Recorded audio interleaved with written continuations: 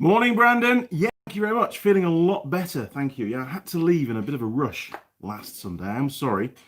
Didn't have a lot of choice. Live TV, I suppose, isn't it? It's the way it works. First time ever, though. Anyway, I'll just get my let's get my levels sorted out up here. There we go. How's the audio and the visual? I thought a slightly different view of the workshop today. Thought I'd do it from the end bench, and it seems to work pretty well with the camera too, actually. It's a bit better, a bit more comfortable to sit at as well. And there's no vice in the way, which is great. Who else have we got? We've got 10 people watching. Come on, crew, let's have some comments. All right, well, to get things started, just put this down for a second. As per the thumbnail, I'm going to be working on the third episode. No, the fourth episode. No. Third episode. That's right, third episode. Jeez, I'm out of sync. I really am. So the first was the inspection. Second was the brake check. Yes. Morning, Michael. Right, so we've got this. Now, I bought this, about 2 years ago, actually. And it's a 4-cylinder spark checker. So I can check all the sparks from all 4 cylinders and compare them.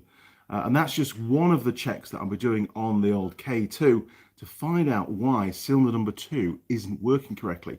But if you've used one of these before, if you've got one, it's made by, there we are, look, Stevens Industries Company, or Instrument Company. There we are, look. It's far too early in the morning for me as this. They also made, over there, look, that pressurized oil delivery tank thing that I use for the ROVs, for doing the final drives and gearbox oils and bits and pieces.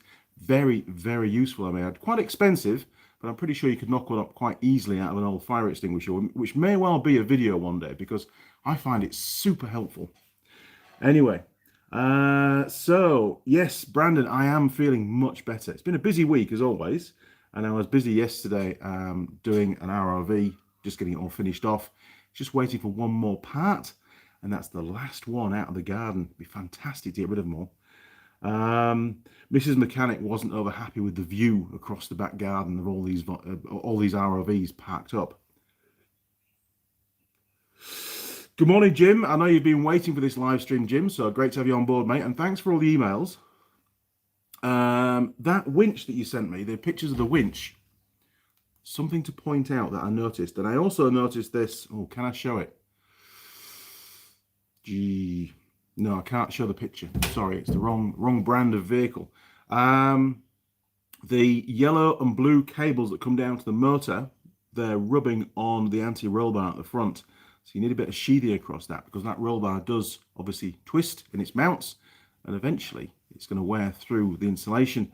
So if you get chance, just get some of that split sort of corrugated,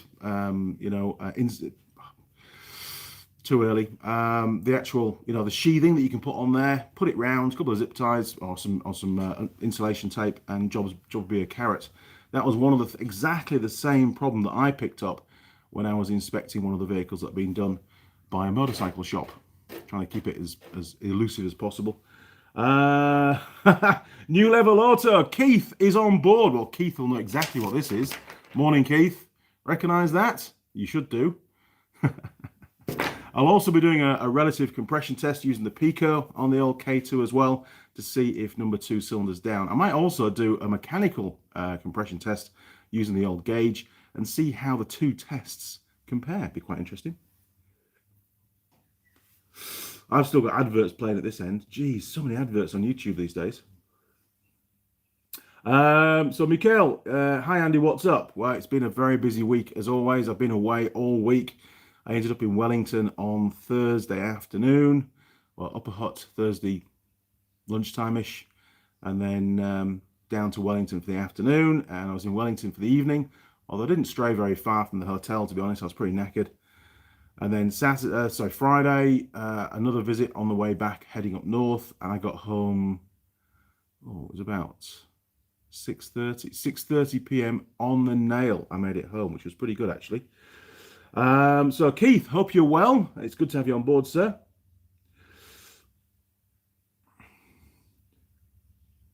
Make that 11 people, sir. Funny guy. Al Elish, hey Andy, did you have a good week? I had a very good week, very productive. Yeah, it was pretty good actually, pretty good. It was nice to get away again. It's being away is a double-edged sword. I get to meet a lot of people and catch up with them, you know, the dealers and so on. But of course, when I'm away from home, I can't get anything done at home. Even editing is, I'm a whole episode behind on the K2. It's all filmed. I did the brake inspection video last Sunday after the live stream, but I haven't had a chance to edit it up. So I'll get that edited today. I'm going to be filming the next episode, which is going to be working out why cylinder number 2 is a bit on the lazy side on cold start. It did come to life once you'd warmed up. It could be fuel, it could be poor spark.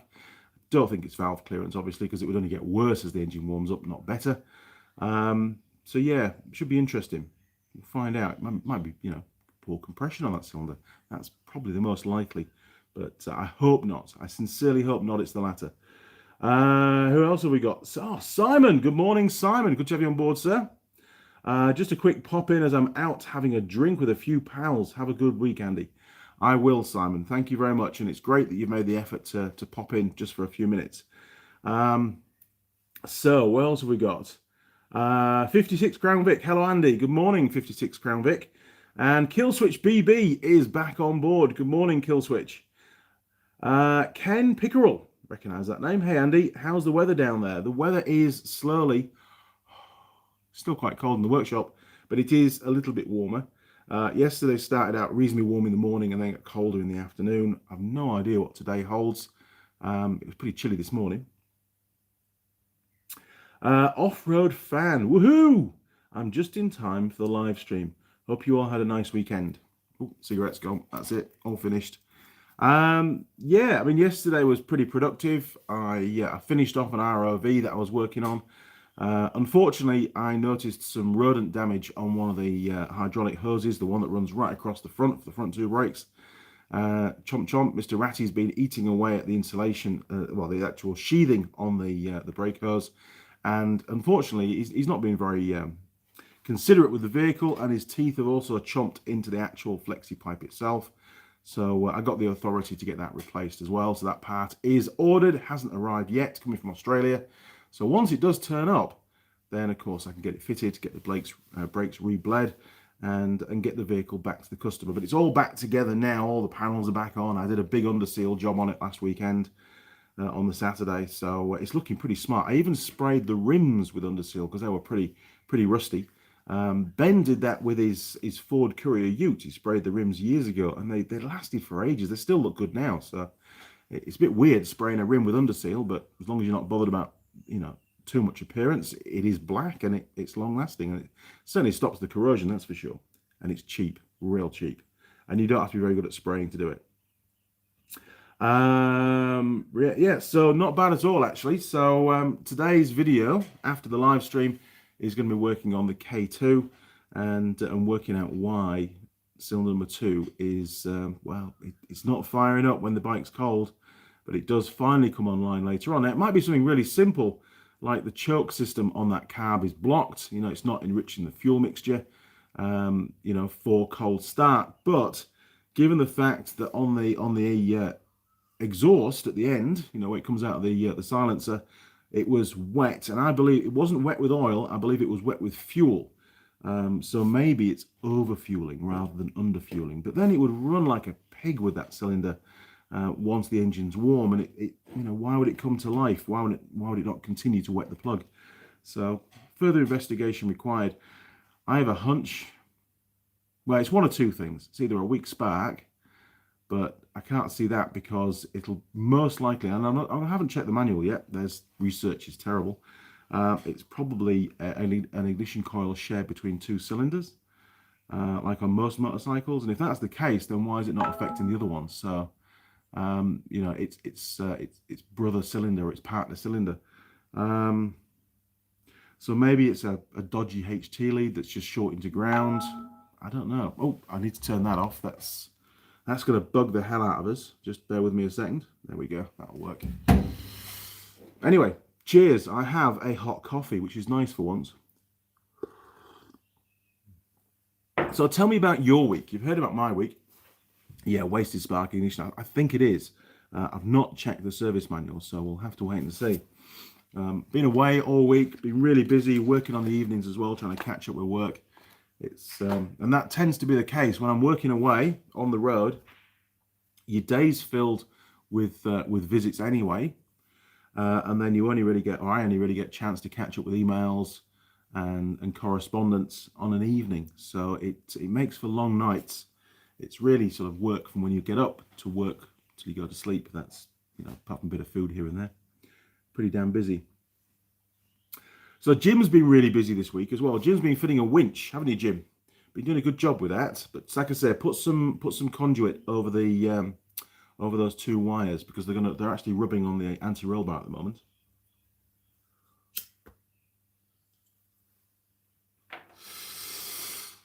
Oh, it's nice to get in front of the camera again for once. It's, I was actually going to do. Oh yes, the delivery. Sorry, Jim. That was really interesting. Jim sent me also some pictures through earlier in the week of how their ROVs arrive. Very, very different to how they arrive here in New Zealand, that's for sure.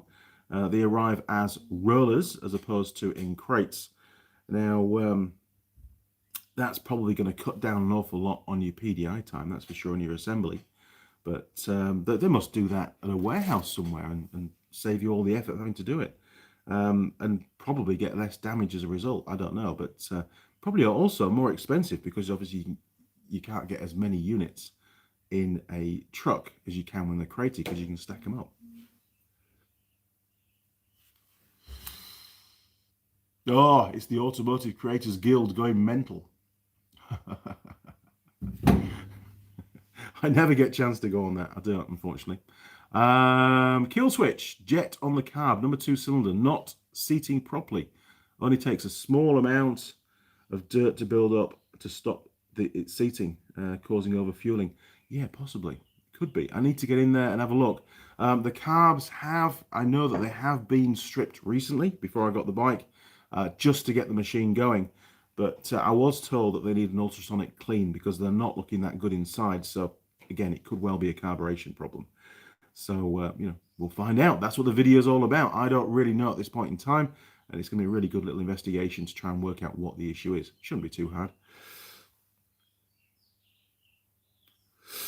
So, I can't do the little videos of, oh, maybe I could actually. Hang on. I could be really smart. It seems I've got 2 phones now. Hang on. Just bear with me, people. This should be a laugh. See if I can find it. See if I can. I've got millions of photos in my phone, so just bear with me. This will save me having to read it all out if I can get this organised. Should have done this before I went live, to be honest. I think it's in here. Hope so.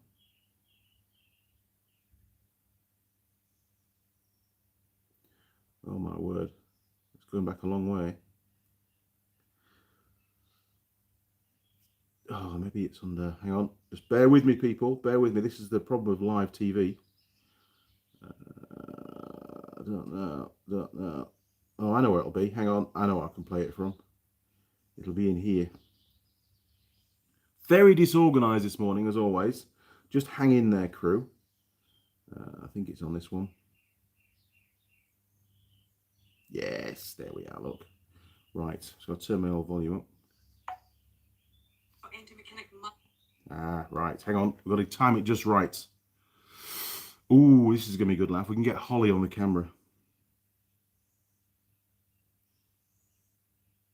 She's nearly there. She's nearly finished the little spiel. We can start again.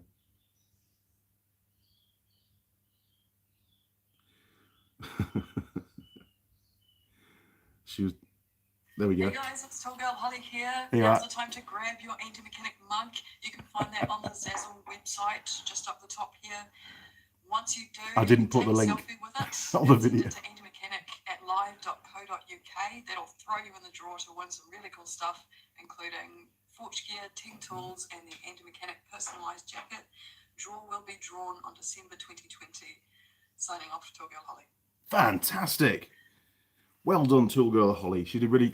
It took us probably about 30 takes to get that one sorted out. It was so much fun. I need to do an outtakes reel on that one because it was such a laugh. It really was. Now, oh my word, Reynold. Oh, Reynold, I can't understand the Spanish or whatever it is. You're gonna have to use Google Translate, Reynold, before you post, I think. Graham, good morning, Andy. How's it going? It's going really well, Graham. Still haven't had a haircut, unfortunately. Things are looking pretty bad at the moment. I've not heard from Barber John for quite some time. So, Barber John, if you're watching, you need to get in touch because I really, really need a haircut. Although, saying that, I'm almost tempted to do a lockdown grow out and see how it goes because I know for sure in the next few years I'm probably going to lose most of the hair on the top of my head. And, you know, why not revel in it, to be honest? Yeah, Mrs. Mechanic attacked me again this morning. I've got a bit of a thing going on at the back here at the moment. I don't know what's going on there. But I'm sure the comments will no doubt give me some shit over that one. So, Jim K, have you seen a sticky idle speed control valve 2014 ROV? I think it's what the issue is with this one. In the shop, customers say it's hard to shift one idle down. Yes, Jim, most definitely. I diagnosed that on a 450 a couple of years ago with the scope. First thing to check, Jim, if you can, you've got 6 wires going to the idle speed control valve, if it's the one that I think you're thinking of. 4 of them are switched grounds. They switch in pairs. And the other 2 wires, red with a white tracer, I believe, should be 12 volt, well, battery voltage, basically. And they should stay live for about 30 seconds after you turn the ignition off. Just check continuity between the idle speed control valve plug and the ECU. Make sure you unplug both. The test that I did with them both unplugged was I put 12 volts battery voltage down that each particular wire and put a reasonably high current test light at the other end, which was a 21 watt indicator bulb, I think it was, that I used in a little bulb holder. And sure enough, I found one of the grounding wires to be open circuit, and that was the problem. It wasn't actually idle speed control valve, because intermittently it would work. The continuity would come back into play, and we'd get a circuit, and the idle speed control valve could then reset to where it needed to be under the ECU's instruction.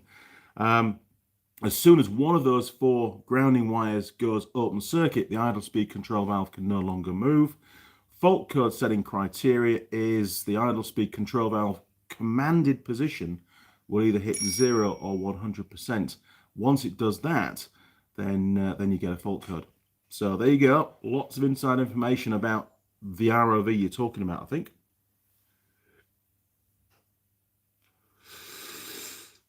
Dum dum dum dum dum. Oh my word. Aussie Jazz, or Jazz, Aussie Jazz, pooped my nappy. Oh, well, that's a bugger.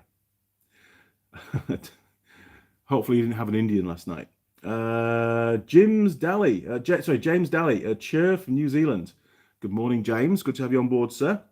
Brandon, Holly did a great job with that video. She did a fantastic job with that video. She was very much outside her comfort zone. As you know from the normal videos, Holly tends to be a little bit reserved.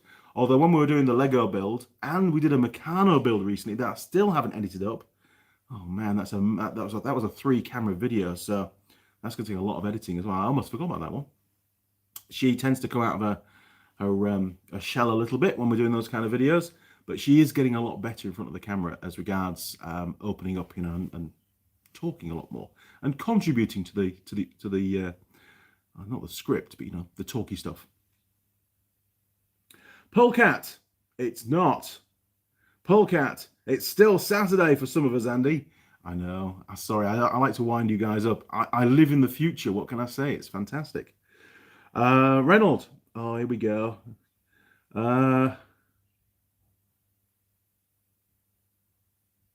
Something to do with mechanics and electrics. But that's all I can get from that. Graham McLucky. Come on, show us your hair. No, you don't want to see it, surely. You don't. Oh, air compressor. There you are. On cue. Hang on a second.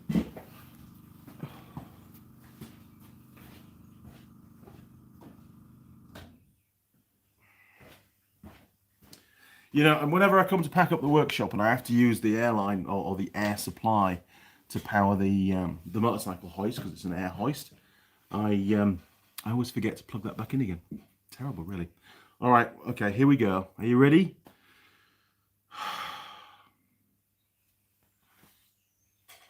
Look, there's a thing going on because it just goes everywhere otherwise. So yeah, you've seen it now, and never to be seen again, hopefully. It's all right. It's just one of those things, isn't it? It's just hair, but it keeps it out of my face when I'm working and stuff. So that's my excuse. So there you go, Graham. You got what you wanted. How's that? A bit of a reward for joining in the live stream. Kill switch. Andy Mechanic, the mullet man. Seriously, honestly, it's down. It's on my shoulders now, which I've never had hair as long as that. And all we can do is thank Barber John for it. But now that it's grown to that length, I'm tempted to keep going. Who knows? I can always cut it off one day. Mike Adams. Hello, everybody. Good morning, Mike. Kill switch. Hi, Mike.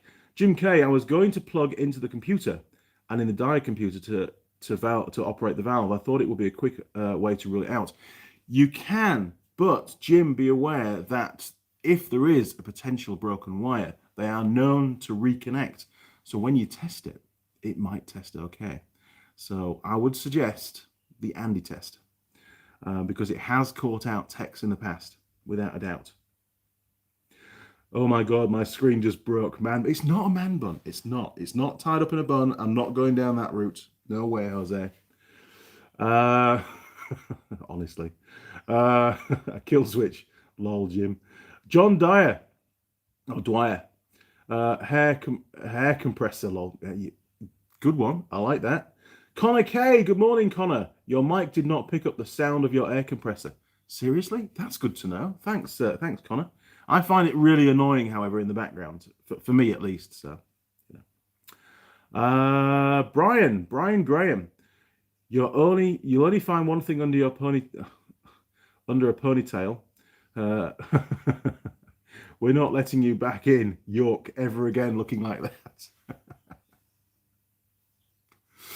No, it's a pretty common thing for New Zealand, I must admit, but it's not in the UK. Man, people will give me some serious shit for that. I know they would. Duke of the Dales. Hi, Andy. Have you had a busy week? I've had a really busy week. Been on the road. Probably done about, it wouldn't have been 2,000, maybe about 1,800 kilometers, I suppose, over the 5 days I was away. Left home early Monday morning. Got back 6:30 p.m. on the Friday. So it wasn't too bad a week. Didn't have to do any driving on an evening, which was nice. The South Island tends to incur that kind of stuff because it's so many k's to get between places. You know, it's a long drive down to Queenstown. So yeah, busy week. Yesterday was spent finishing off an ROV, which I undersealed last Saturday. It was nicely cured. Didn't get any underseal on my arms, which is a rarity, to be honest. And got all the panels put back on. Just waiting for a front brake hose for it, and then I can ship that one out, which will be great. I'll have the garden back. Now, MG, is that plane still parked at McDonald's car park in Taupo? Greetings from Epping, Essex. It is. It's still there. And it's an iconic feature for Taupo. And I think if McDonald's tried to get rid of it, they would no doubt get some resistance from the locals because everybody's become accustomed to it. Kids love it. I like it. There is also another one on the way down when I'm heading after Desert Road, going through just before you get to Tahiti, I think it's called. I can never pronounce the names. There's a BP there. I know I get my fuel from that place. There's one in a village just after, which it's been redundant. It's been empty for quite a few years. It used to be a cafe. And I noticed driving past, they've taken the left wing off the plane now. So I'm hoping they're not going to disassemble the whole thing and take it away. And if they are, at least take it to somewhere where it can be, resurrected, so to speak, because they're quite an iconic feature for New Zealand, the old planes at cafes and stuff. No ad. Can't pronounce that. Sorry, mate. Sir, when diagnosing electrical issue on electronic ignition system or ECU, which test light is better and safe, LED or the incandescent type? Well, I've been told to use an LED type. You really don't want to be putting too much current through there. Keith's on board. I'm sure Keith can chip in on that one as well. But no, you really need to be careful that you don't overload the circuitry in the ECU. It's a very easy mistake to damage an ECU. So I tend to use LED. But in all honesty, nearly all the tests that I do, I unplug the ECU and test the loom. Most of the faults that I find are wiring faults in the loom. Unfortunately, that just seems to be the way it is with the kind of vehicles that I work on, the ATVs and ROVs. Mike Adams, can you advise me on my Ingersoll Rand air compressor? They're good air compressors, first of all. The pump has seized up on it. Oh dear. I haven't had a chance to inspect it to find the issue, but if need be, how hard and expensive are they to rebuild? Well, with it being a premium brand, you should be able to get parts for it, no problem at all. If the pump has seized, then most likely a lubrication issue. But you're going to have to pull it down and inspect it. You know, you've got a piston, you've got a cylinder. A lot of the similar kind of diagnostic stuff would apply. You know, when did it last have the oil changed in it? Did it have enough oil in it? That kind of stuff. So yeah, I mean, by all means, once you get it pulled apart, send me some photos on an email and I'll take a look for you. I haven't repaired that many air compressors over the years. There was a short period of time when I was sort of going into that area, trying to help people out. You know, we did a few videos on it actually as well, on a couple of the air compressors that I had that I've fixed. But it's certainly not something which I regularly repair. But at the end of the day, it is just essentially an engine, isn't it, really? It's just not combusting anything. It's just pumping air. Oh, my word. Polecat 54941. That's a hell of a name. Polecat, tell me, what does the 54941 relate to? It can't be a PIN number because it's got too many numbers in it. As you may know, I have a Subaru Kia van. Is that pronounced right? Kei? K-I-K-E-I? 1994, and it smokes like a loco when started up, and then after a while, the smoke clears. Is this valve stem problem? If so, are valve stem seals generic? No, valve stem seals are pretty much specific to each particular model of engine. There's different sizes because valve stems and valve guides are all different. But yes, it does sound to me like you've got oil leakage into the combustion chamber overnight. And then it's pooling on, either pooling on the back of the valve if the valve is closed, or pooling on top of the piston. So what you could do if you want, you can buy those little tiny cameras for your smartphone. They're about $15 from Amazon, and you could pull out a spark plug in the morning and have a little look inside before you start it up. I take it only does it the once on cold start in the morning, and it doesn't do it for the rest of the day. Something to also bear in mind is modern engines, and I know it's a 1994, but a lot of modern engines run quite hot, a lot hotter than the older stuff to minimize emissions. Ironic, I know in this case. But even though you don't see the engine or smoke coming out of the exhaust, doesn't mean to say that the engine still isn't burning oil. It's just combusting and burning off the blue smoke because of the heat. If it's got a cat on it, for example, I mean, the cat's going to be knackered if you're burning oil. But, you know, in that sort of downpipe area, they get so hot that any oil residue that's in there gets burnt off. And it's so hot that there's no longer any blue smoke. And I have come across that on ATVs and ROVs of more recent vintage. But yeah, if it's if it is valve stem, you might also get it if you're going down a long downhill with your foot off the throttle completely. Just let it, you know, go on overrun all the way down the hill, and then when you put your foot hard down at the bottom, you should see a plume of blue smoke out the back, you know, out the exhaust again, and that's a clear indication that it's valve stem oil seals. If it smokes just on a normal hard acceleration every time, then that's usually rings. And you'll find it's probably worse after an oil change because the oil's got the additives are working a lot better. And the oil, you know, if it is rings, then it can cling to the cylinder wall more and bypass your rings and into the combustion chamber. Again, I see that problem. As the oil deteriorates over time, it tends to get less obvious.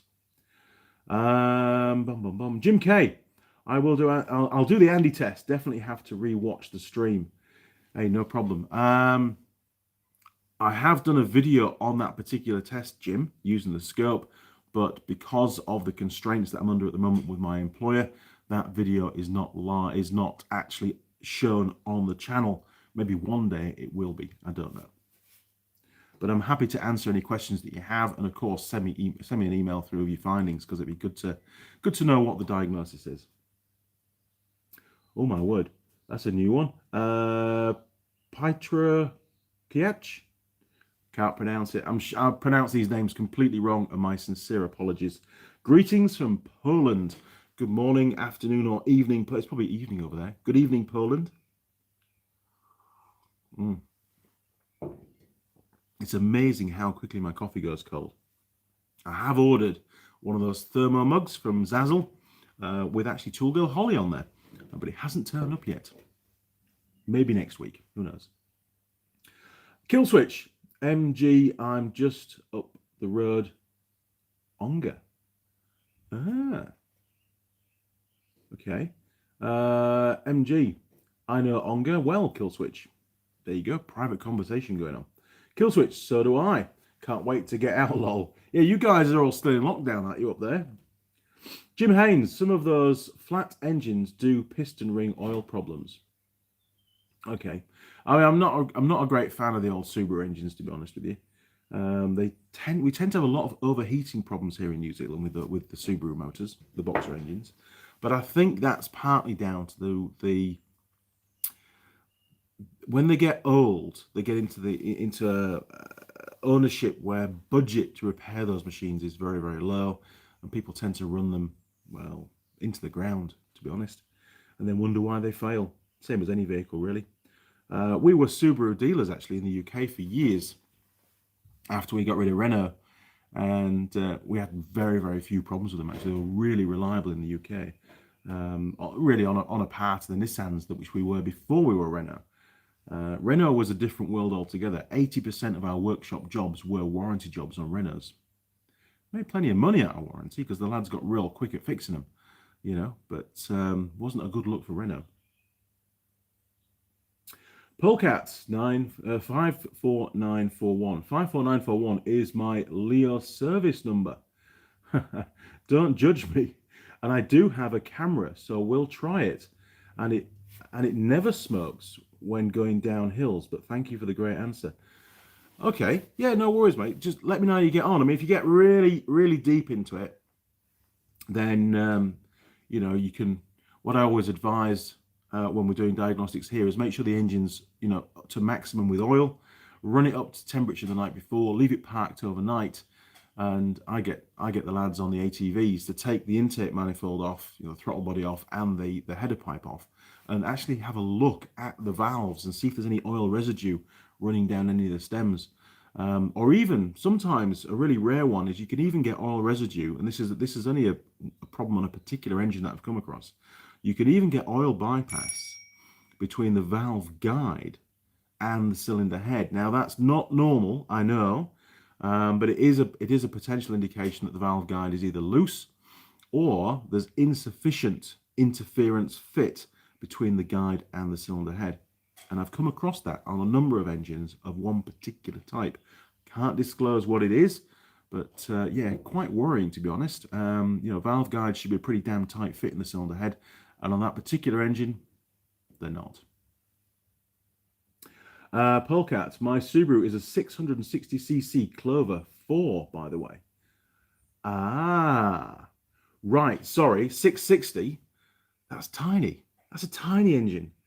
So is that like a derivative of, we used to have a little tiny, wasn't a Justy. When we first became Subaru agents, we got this little tiny 3-cylinder, and that might have been about a 660cc, something like that. It went really well. I think it was turboed from memory.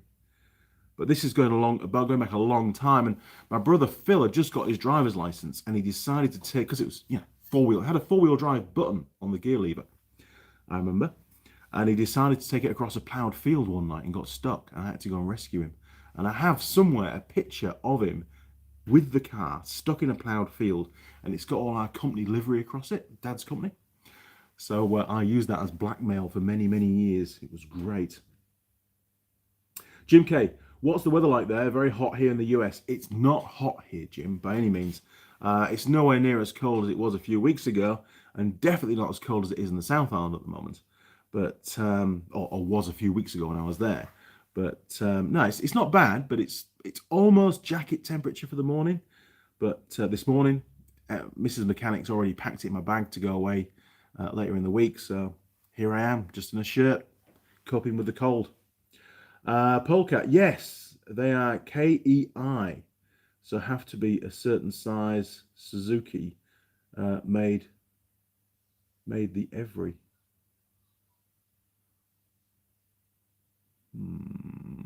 Okay. Quick Fix Pro, can airbags work without crash sensors? Just curious, because I saw a car with an airbag diagnose module only and no crash sensors. I mean, I just want to know from where would the airbag module get the data? That's a good question. All the ones that I've come across, if they've got airbags, they've got a crash sensor somewhere near the front bumper usually. I don't know. I mean, they're going to have some kind of input to the ECU to tell them that there's been an impact, a crash, you know. I don't know. Can't comment on that. Maybe somebody else can help there. Mixed mowers. Yo, how's it, mate? Mixed mowers, I am good. I'm really good, actually. Looking forward to getting my hands on this, getting back to the K2 and working out what the problem is with number 2 cylinder, whether it's fueling, compression, whatever, poor spark, we just don't know yet. But I've got my 4-cylinder spark tester so we can monitor and test the spark output for all 4 cylinders all at once, which would be great. We can do a live comparison. Jim K, what kind of fuel mileage does the Ford get? Are we talking Ben's Ford Courier, because it's horrific on fuel?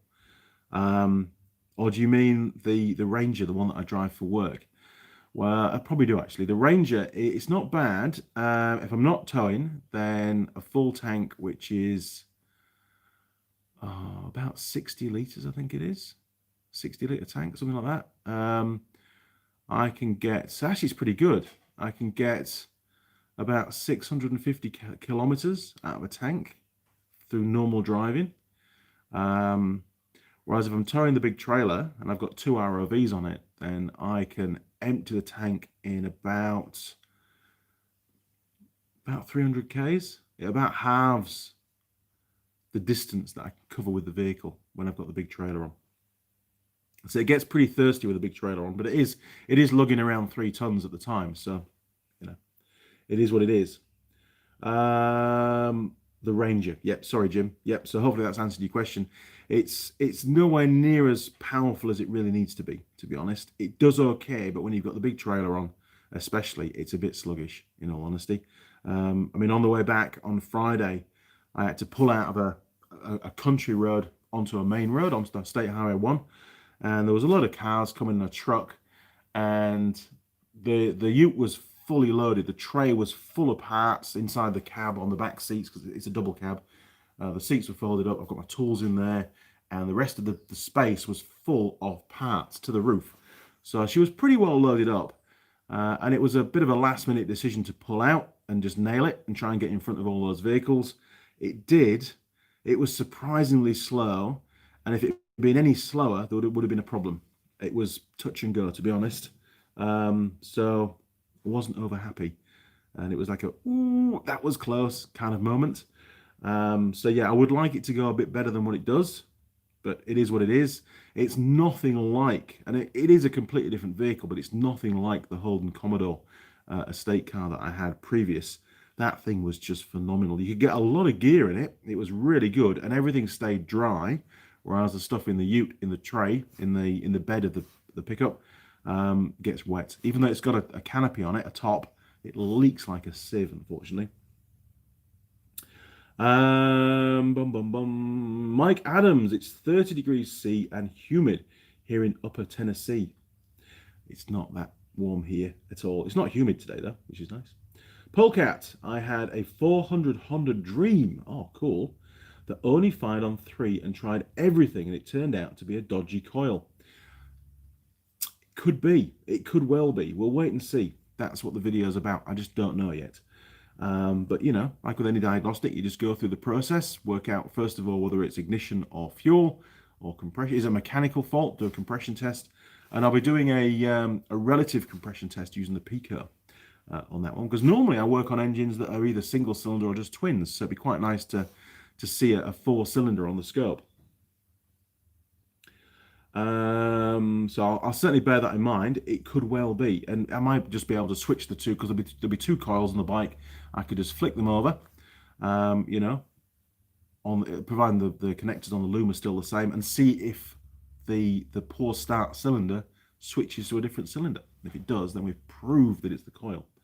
But there's other tests that I can do as well to prove that. Now then, and a friend of mine used to have one of those 400 Honda Super Dreams. It was a cool little bike. It was sort of, there was a lot of them around at the time. I remember that. Quick Fix Pro. Thank you, Andy, with the most honest answer. Actually, it's Renault. It's a Renault Kwid, a low-budget hatchback launched in India, South America, and Mexico, and it doesn't have crash sensors. I was also shocked. So what is it? There must be something that provides an input to trigger the airbags. Oh, I'd put the audio back on. Sorry, lads. Get rid of that. There we go. Now then.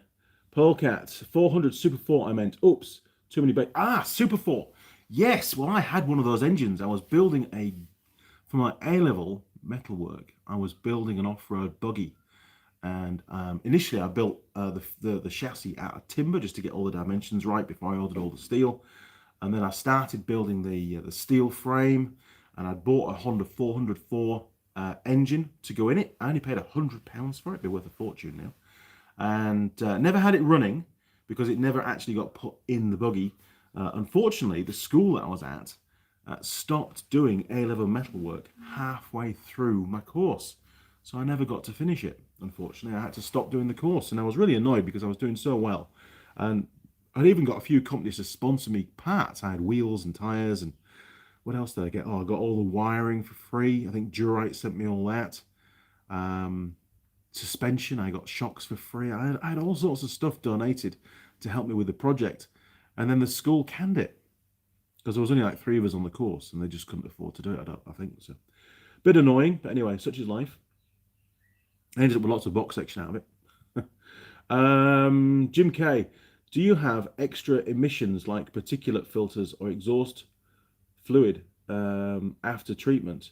I ask because I have not seen a diesel Ranger here in the US. I believe the new ones do. They have particulate filters on them, and they also have that AdBlue stuff, a lot of them as well. But the vehicle I've got is a 2017 model, so it's approaching 3 years old now. In fact, it'll be going by the warrant fitness label on it. It'll be 3 years old in November. It's going to be due for changing in about a year's time, given the mileage on it. The person that had it before me, because I didn't get it new, had only put 50,000 Ks on it in 2 years, whereas I've now done 80,000 Ks in 1 year. Tell me about it. I know, it's a long way to go. So no doubt the replacement vehicle will have all that gubbins on it, which will be a bit of a shame. But at least mine should be okay, because I do a lot of motorway driving and stuff. I know that they have tremendous problems with those particulate filters. You know, for vehicles that are used for just short journeys, they don't seem to cycle properly and burn off properly, and then you get fault codes and stuff. I'm not that familiar with it yet, not really had to work on one of those, but I do know that they're actually quite expensive to run, which is a bit of a shame. John Dyer, I have earlier today sold my RD250 LC Yamaha, but 1982 model, for an amount I'm not telling on here. Well, first of all, they're worth a lot of money. They really are. Classic bike. It really is. Awesome machine. I had one of those. I bought it in bits, in boxes, from a lad in Tang Hall. Looking back, I was probably a bit naive at the time. Don't know how hot it was, to be honest, and I'm not talking about temperature here. I paid £100 for it, and within 3 days, I had it all back together and running, because it came with a gasket set and stuff. Had it running. It didn't run great, ran okay, Didn't blow up, which is the important thing. And I must have sold it pretty quick because I don't really remember having it for very long. And I didn't crash it. I nearly crashed it, but I didn't crash it. But good bikes. Polecat 54941. I had the XS250 bought new in 1979 for £700. XS250s. Awesome machine. And was that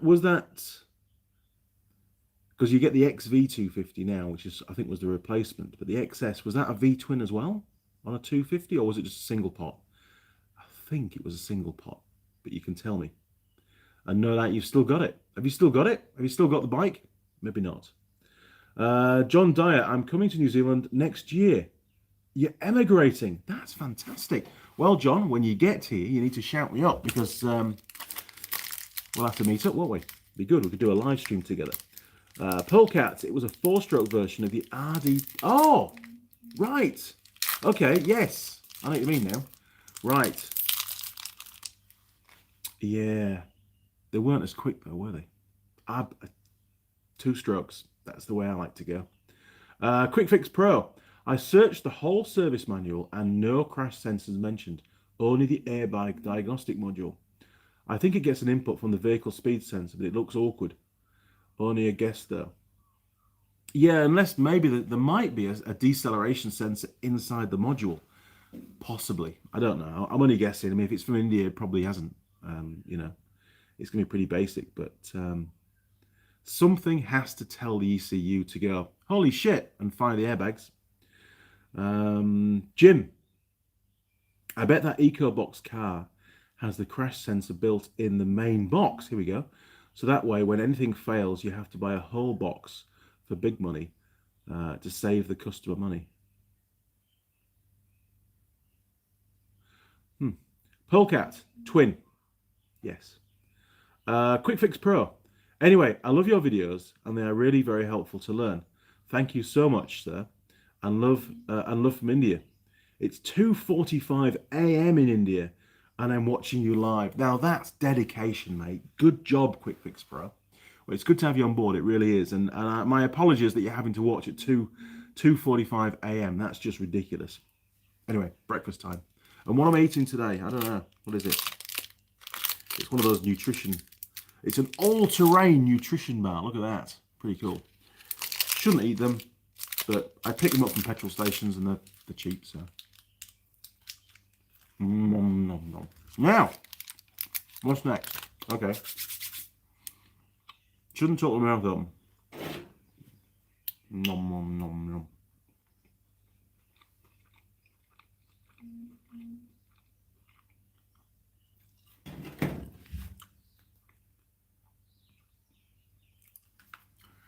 So, something totally different. What a great chat, and there's going to be lots more comments come through, I'm sure. But some of you do ask me now and again, you know, what do I use to hold my camera? And the camera is a phone for all the videos. You know, tripods and bits and pieces. What do I use? Well, must be about 6 months ago, I decided to make my own kind of mount. You know, I had a Dti Magnetic Mount, which is not this one. This is one I bought specifically for the job. This is a Teng Tools one. I think I have shown it on other videos before. But, you know, for any of you that make videos, this is incredibly useful. All I've done, basically, is just mount the little phone clamp thing on the end. So I can put the phone in. But with this being magnetic base, you know, and I can get the angles, I can get the camera right into where it needs to be. And, you know, mount it either to the bench, the vise, I can even put it on the beams in the workshop, you know, and hang it down. So useful. And this is how I get those really good close-up shots. So if you're thinking of making some videos for YouTube or training purposes or whatever, knock yourself one of these up. You can buy these off Amazon for like 20 bucks. They are super cheap now. This is obviously a premium Teng Tools one that I really do like, and the magnet on it is super strong. But you know, if you're just using it for camera work, then you can just buy a cheap one, I'm sure. But you know, it gets to places that tripods can't get to, basically. And I've got a range of tripods, but I often find myself using that. It's not a dial indicator because it hasn't got the dial indicator on it, but it's a dial indicator magnetic base, Jim. That's exactly what it is. And all I've done is put a phone mount, a little spring mount at the top. See there, look. So you can drop your phone in it. But it's very, very useful because all my benches are steel top. You know, obviously the vices are, it'll stick to the vice as well, cast iron vice. But it also sticks to the beams in the workshop. That was another reason for putting the beams in, is so I can mount cameras and bits and pieces on magnets to them, and even lights. So my next job is, hang on, I'll go and get them, hang on, bear with me.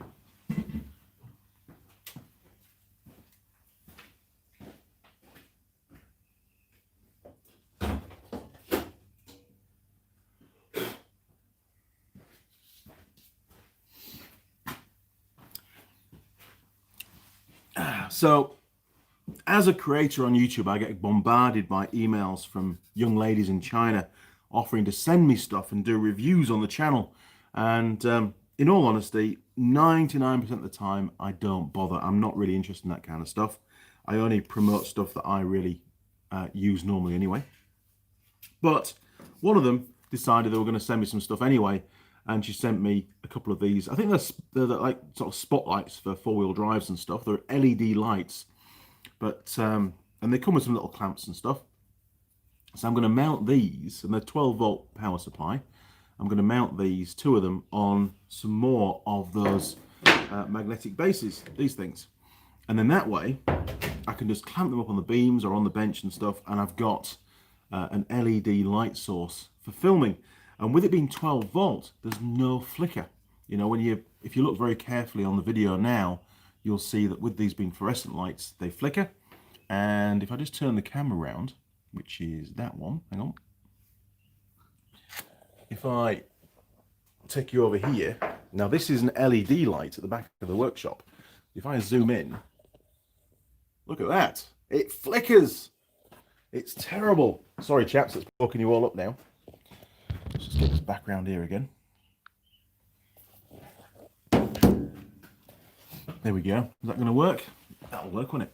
Yeah, so even LED lights, if they haven't got the right drivers in them, then they will still flicker on camera. But if you use 12 volt off a battery, they don't.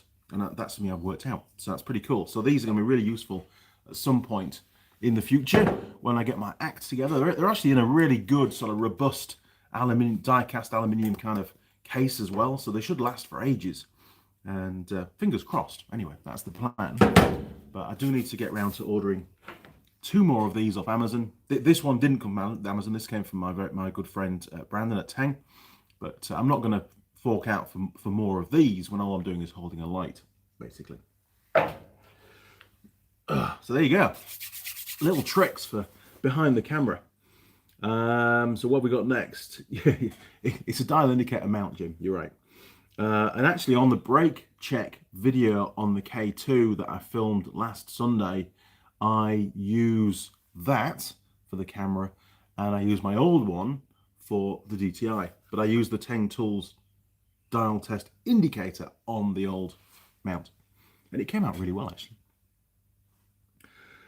Quick Fix Pro. Sir, the exhaust on my car gets broken every time. I don't know why, maybe because of rust. Can you please suggest some trick? Because every time I have to get it gas welded. Well, if it's if it's rusting away, you need a new one, basically. Unfortunately, there's only so much you can do to keep patching up an old exhaust. Maybe check your engine mounts as well, because if your engine's rocking around too much, then of course it's going to be putting a lot more stress on the exhaust, and that's going to lead to cracks and stuff like that. But sounds to me, if it's that badly rusted, you might just have to buy a new exhaust, or make one up. You know, make a new exhaust out of some good steel. Jim K, LED lights have come on so far. They have. They're all over the place. What really annoys me though, and I see it all the time on the road, is LED lights being retrofitted to vehicles, but they don't change the flasher relay.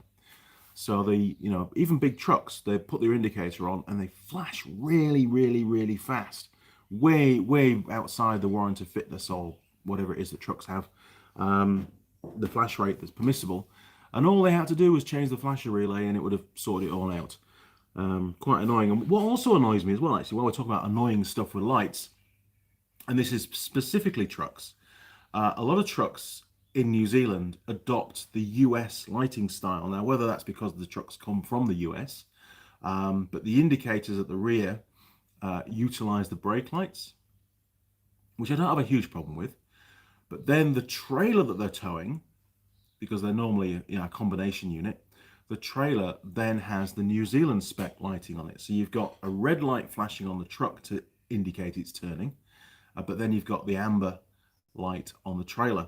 And, realistically, it's classed as one vehicle when it's all hitched up. It should use the same system throughout the whole vehicle. It shouldn't be a mix match of different lighting styles on one particular vehicle. What's also really annoying as well is people with the old like Japanese cars and stuff buying aftermarket light clusters that utilize the American spec, because you're watching the car and you go, it's a Toyota Prius, or it's a I don't know, but an old Ford or something like that, and you're following it, or a van. The L300 vans are classic for it with the courier drivers, and they've changed the light cluster, and you're expecting to see, knowing the make and model of the vehicle, you're expecting to see an orange amber for indicator, and sure enough, a red light comes on, and it's like, holy crap, what's going on? And then you realize the guy isn't braking, he's just turning off. So yeah, I don't know, just little things. Maybe it doesn't bother anybody else in the world, but that kind of thing bothers me. Quick Fix Pro. What? It's a new car and maybe some manufacturing fault in the silencer. It's a new car. Well, if it's a new car, it should be under warranty. They can't keep charging you for the exhaust like that. Or could just be a design flaw, you're right. That doesn't sound right. You might have to fit, maybe to solve the problem, if the stress been applied to the exhaust system from the engine rocking around, you might have to fit one of those braided sections just to allow a little bit of movement so it's not being transferred to the length of the exhaust. That might be a fix, but they should offer that. If it's a new car, they should offer you the fix. So maybe you could suggest that to them, Polecat 54941. Is there any plans to get skirts for tool girls in the summer for their comfort? I am sure those camera mounts will come into their own if your floor was metal. Oh, mate, come on. I don't know. Maybe we could organise something. Good call. Leave it with me. I'll see what I can do. But I'm not making the floor metal. But I'm sure that some of the tool girls will be quite happy to wear skirts. If that's what you like, it's not a problem. MG, has the driving improved in New Zealand? It was pretty bad when I was there. No, absolutely not. Although it hasn't got any worse recently, because people can't fly to the country. We have a real problem of tourists coming to this country and ending up, for whatever reason, driving on the wrong side of the road. And to try and stop this, the government has started to paint arrows on the road, pointing in the direction you should be traveling in on the correct side of the road. And I think they're opening up a whole can of worms, because as a tourist, if you're on a road and these arrows are there, and then you turn off onto a back road and the arrows are not there, then it almost gives you an excuse to be on the wrong side of the road, because there weren't any arrows, Yeah, the driving here, and I'm not going to get into which particular countries the majority of people come from that have accidents here, but because that'll be underhand. But I'm sure you all get the idea. But there are some really bad drivers in New Zealand, and their driving test that they took in their country, which was then transferred to a New Zealand driver's license if they're become the resident here. The driving test in their country was far, far worse and nowhere near as rigorous. That's the word I was looking for. Nowhere near as rigorous as what we had to pass here, or what I passed in the UK. It's basically, they drive around a few cones and get your driver's license, then they get here and get a full license for New Zealand, and they just don't seem to be spatially aware. What's behind them is irrelevant. It's just what's in front.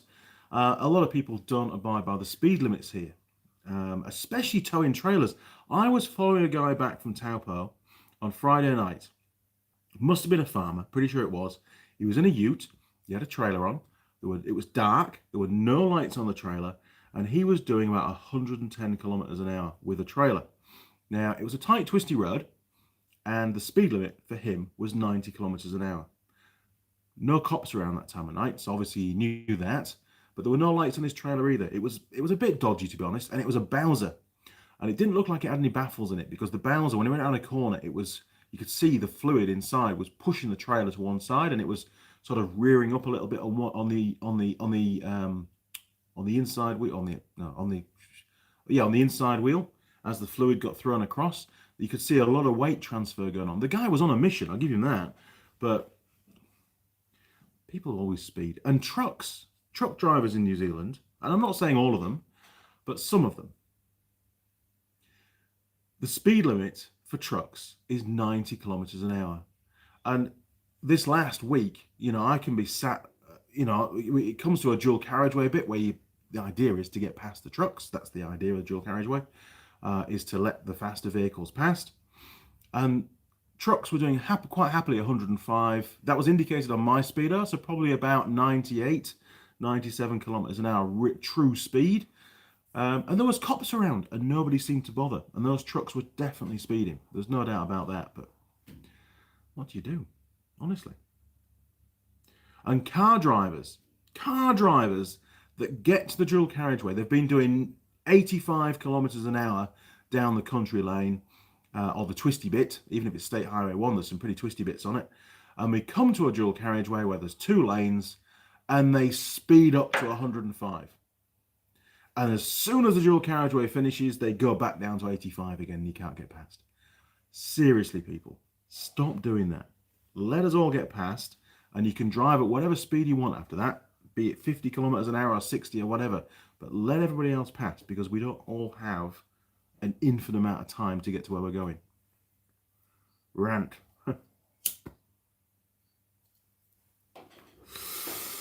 Now, I did ask Mrs. Mechanic to bring breakfast at 9:30. No, 9 o'clock. I said, give me half an hour, and then I'll have my breakfast. Mrs. Mechanic is half an hour late already, because I've not heard a bang on the door, so... Jeez. Oh, my word. Hang on. Just bear with me. We've lost some comments. Oh, we don't want that.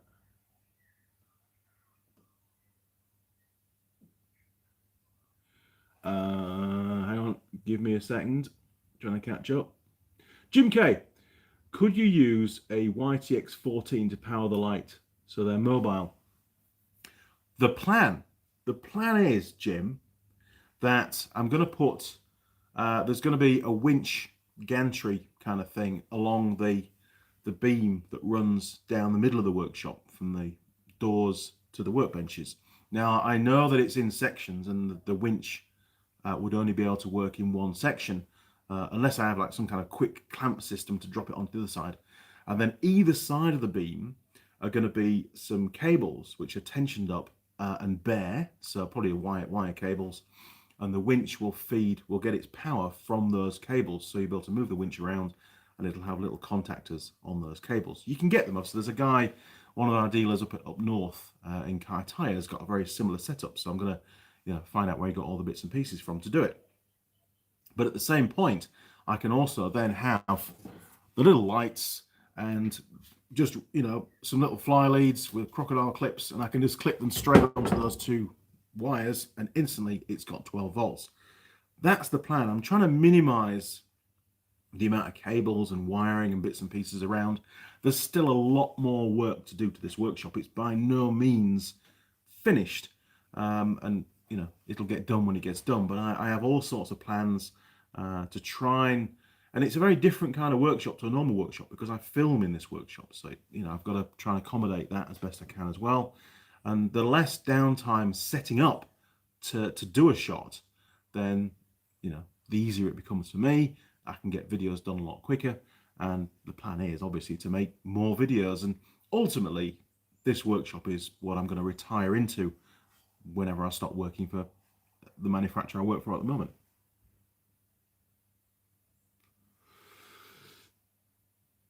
Where are we? Off-road fan. Quick Fix Pro, the acceleration sensors are located either directly in the airbag ECU, that's what I said earlier on, or in satellites located at the A, B, or C pillars, or at the front bumper.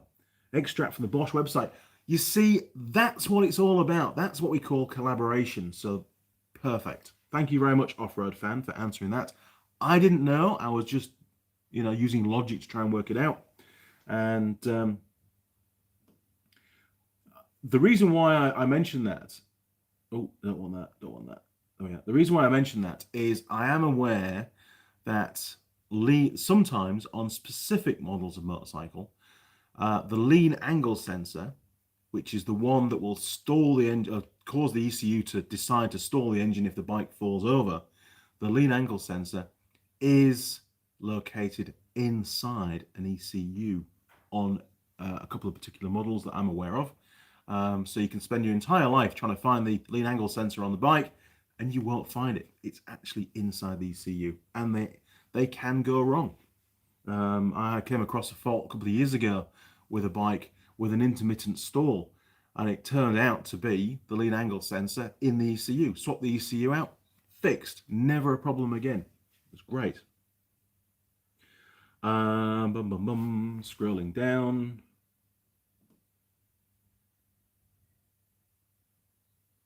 Off-road fan, so no external sensors needed, correct.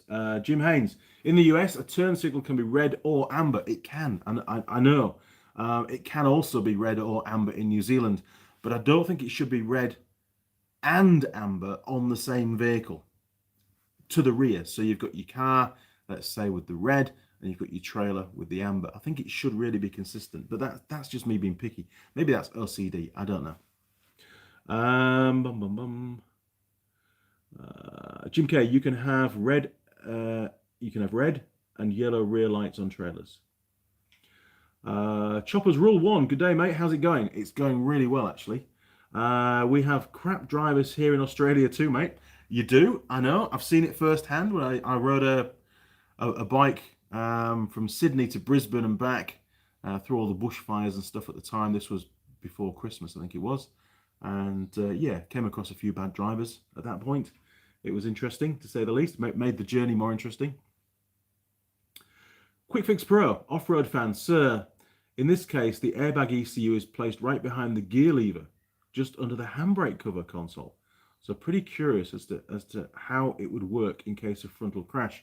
We may just have a deceleration sensor in there, where it just measures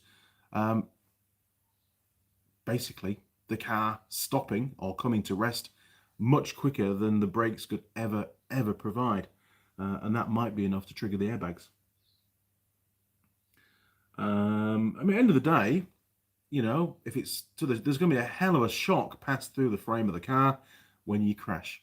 So I'm sure they must have worked something out. Chopper's Rule 1, car drivers do that to me when I drive my truck down the highway. They're assholes, they really are. And not indicated, and it's not just BMW drivers either, just bumbling around the highway, thinking that the other drivers can tell where they're going to go through telepathy or something. I mean, use your indicator, for God's sake. It's not difficult. Miguel Grunding. Hello, Miguel. Yeah, Miguel. What is the best engine for a go-kart? Oh, don't get me started. I used to have a go-kart years ago. Depends what you want your go-kart to do.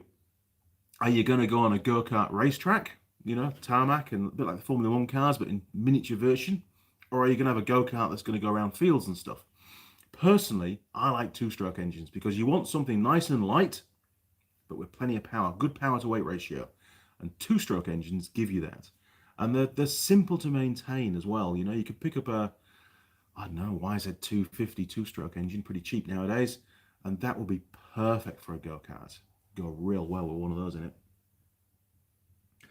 But if you're going to build something that you don't want to be quite so lively, and you want it to be super reliable and just easy to start and simple maintenance as regards not requiring the engine to be rebuilt every 50 or 100 hours, or a top end rebuild, then maybe, you know, like a 125cc 4-stroke engine. I did a transplant.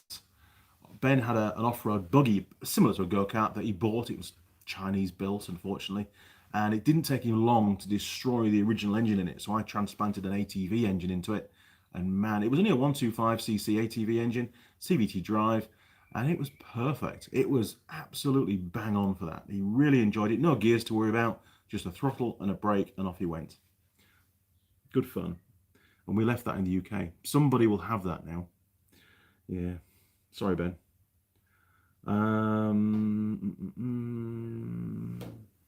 Jim K. Jim K, could you please show and talk about your power supply? Yes, I can do that, Jim. Hang on. Bear with me, people.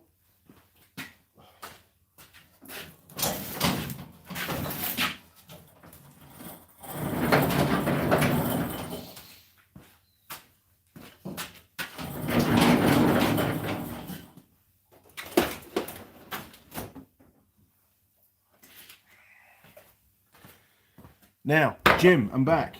I think you mean this power supply.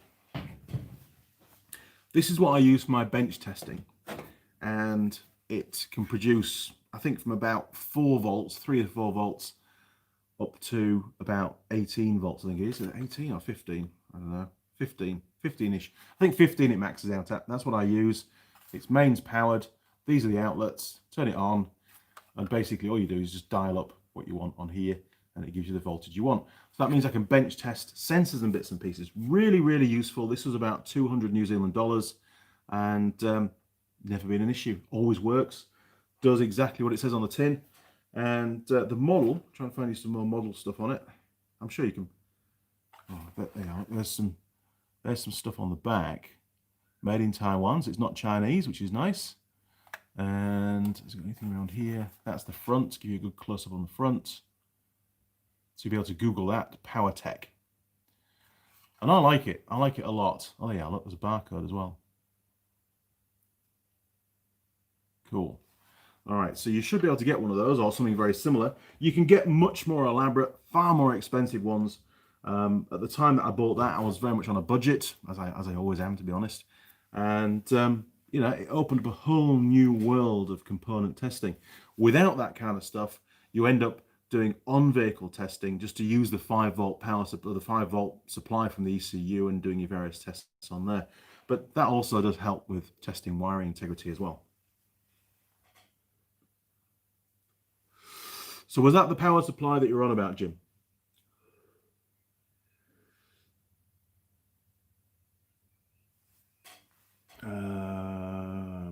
Sorry, I've jumped around again. Right. Polecats. Cameras on flexible curtain rails so you can just position them where you like quickly. Yeah, cameras. Yeah, maybe. Unfortunately, the angles are so specific that it really is a case-by-case basis. Yeah, I'm actually pretty well set up now for the camera side of it, and using that Dti mount is brilliant. I actually find I use that a lot more now than the small tripod that you're on at the moment. It's just so versatile. You can get into places really easy. MG, how many motorways have they got now? In New Zealand, we don't have any motorways. Well, okay, there's a little bit around Wellington that's reasonable. A little bit, I suppose, would class as motorway class roads around Auckland, South Auckland especially, and a little bit on the North Shore. But what they call motorways here are nothing like the motorways we have back in the UK. You know, I mean, State Highway 1, for example, when you go up north, it goes right in one place, it goes to a single lane bridge. Could you imagine that on the M1? It's just never going to work, is it? You know, you've got to stop for oncoming traffic on a motorway. Seriously, it's not a motorway. The roads here, although the quality of the road, the bitumen and so on, is pretty good, it takes a lot longer to get anywhere and to cover the Ks, as it does in the UK. I mean, obviously speed limit's a bit to do with that. We're limited to 100 kilometers an hour here, whereas in the UK the speed limit's 70 mile an hour. And in all honesty, when I was driving around the UK, you could sit at 85 and the cops never seemed to bother you then. Anything more than that, they got a bit grumpy. But 85 mile an hour, you could soon cover the ground. It was great. Here, it's just so much slower. It really is. Chopper's Rule 1. I ride a CBF 1000 Honda myself. Nice bike. My brother used to have a Fireblade years ago. Didn't have it for that long, but he had one for a while, and he would not let me ride it. He must have known better. Jim Haynes. All trailers in the US that I know of use red turn signals. Yeah, and there's a lot of cars in New Zealand are adopting that format for whatever reason. And then we're also getting the newer cars coming in from Europe now, the Audis, the Beamers and stuff, and the Mercedes, that have got those indicators where it's multiple little LEDs, and they actually, it's a bit like Knight Rider style, they sort of and then have a little arrow at the end, and it's, I don't know, it's just, things are changing. Things are changing a lot. And what also annoys me, again, I suppose because I've been brought up with what I know and what was around at the time, is you've got your front park lights, so to speak, which are nowadays always LED. And when they put the indicator on, that park light on that side of the vehicle extinguishes, and it's just the indicator, which is a bit weird. You know, in the warrant of fitness, and I know certification overrides warrant, but in the warrant of fitness, park lights should maintain a constant light. They shouldn't go off when the indicator comes on. And I can just imagine now that some people are going to wire their older cars up to match that format, which would be illegal because you can't do that to the older cars because they didn't pass cert like that. Anyway, it is the way it is. People do weird stuff. N. Walker, how popular are the Maxi scooter type bikes in New Zealand, like the C650 Sport, the BMW? We do get some pretty large capacity scooters here, and man, they're actually pretty damn quick. I wouldn't say they're that popular. You don't see that many around. There's the Suzuki Bergman. There's a few of those around. I know the early Bergmans had gearbox problems. The bearings and the gearboxes wore out, and it was a massive job getting the engine, extracting the engine from the bike, and then stripping the whole thing down to replace the bearings. I never had to do one myself, but I met plenty of mechanics that were grumbling about having to do the job and how long it was taking them to do. But no, they're not that popular over here. In fact, I have noticed that even the 50cc scooters seem to be on the decline. A lot less are being sold now than were maybe 5 or 6 years ago here in New Zealand. And I think that's partly because people are opting, well, first of all, you can ride, for example, a Tri-City on a car license. That's a 3-wheel scooter. So car drivers are buying those to get around the cities a bit quicker and a lot cheaper. Parking's free, for example, because you can still park them in a motorcycle park because they still look a bit like a motorcycle, even though they're registered as a car. But I also think now with electric bicycles coming on the market as well, and there's so many of those in New Zealand, people are not buying the 50cc scooters, and instead they're buying an electric bicycle or even an electric ride-on scooter, you know, the little scooter things that you can get now. Plus, of course, you can rent them as well. There's loads of different ones around New Zealand. I forget the names of them, but there's quite a few different companies now where you can just, you know, go onto an app, put your credit card in, and you can jump on one of these little pre-charged scooter things and zoom across the city, get to where you want to be, and then just ditch it wherever you want to ditch it, take a picture, and off you go again. So there's lots more opportunities, lots more different types of modes of transport available, and I think that really hit the scooter market quite hard. Jim Haynes, here in the States we call it driving while you fill in the blank. You could well be right there, Jim. Chopper's Rule 1, I had a VF750 engine in my off-road go-kart many years ago. Man, that's ridiculous. That would have gone really, really well. A lot of fun. Quick Fix Pro, thank you so much, mate, for answering so much questions. I would like to invite you to India. I've never been to India. If ever in this life you have to plan a visit to India, let me know. I would love to see you here. hey, maybe one day, who knows? I mean, the world is a funny place at the moment. Nobody's moving anywhere. And of course, at some point, I'm going to retire.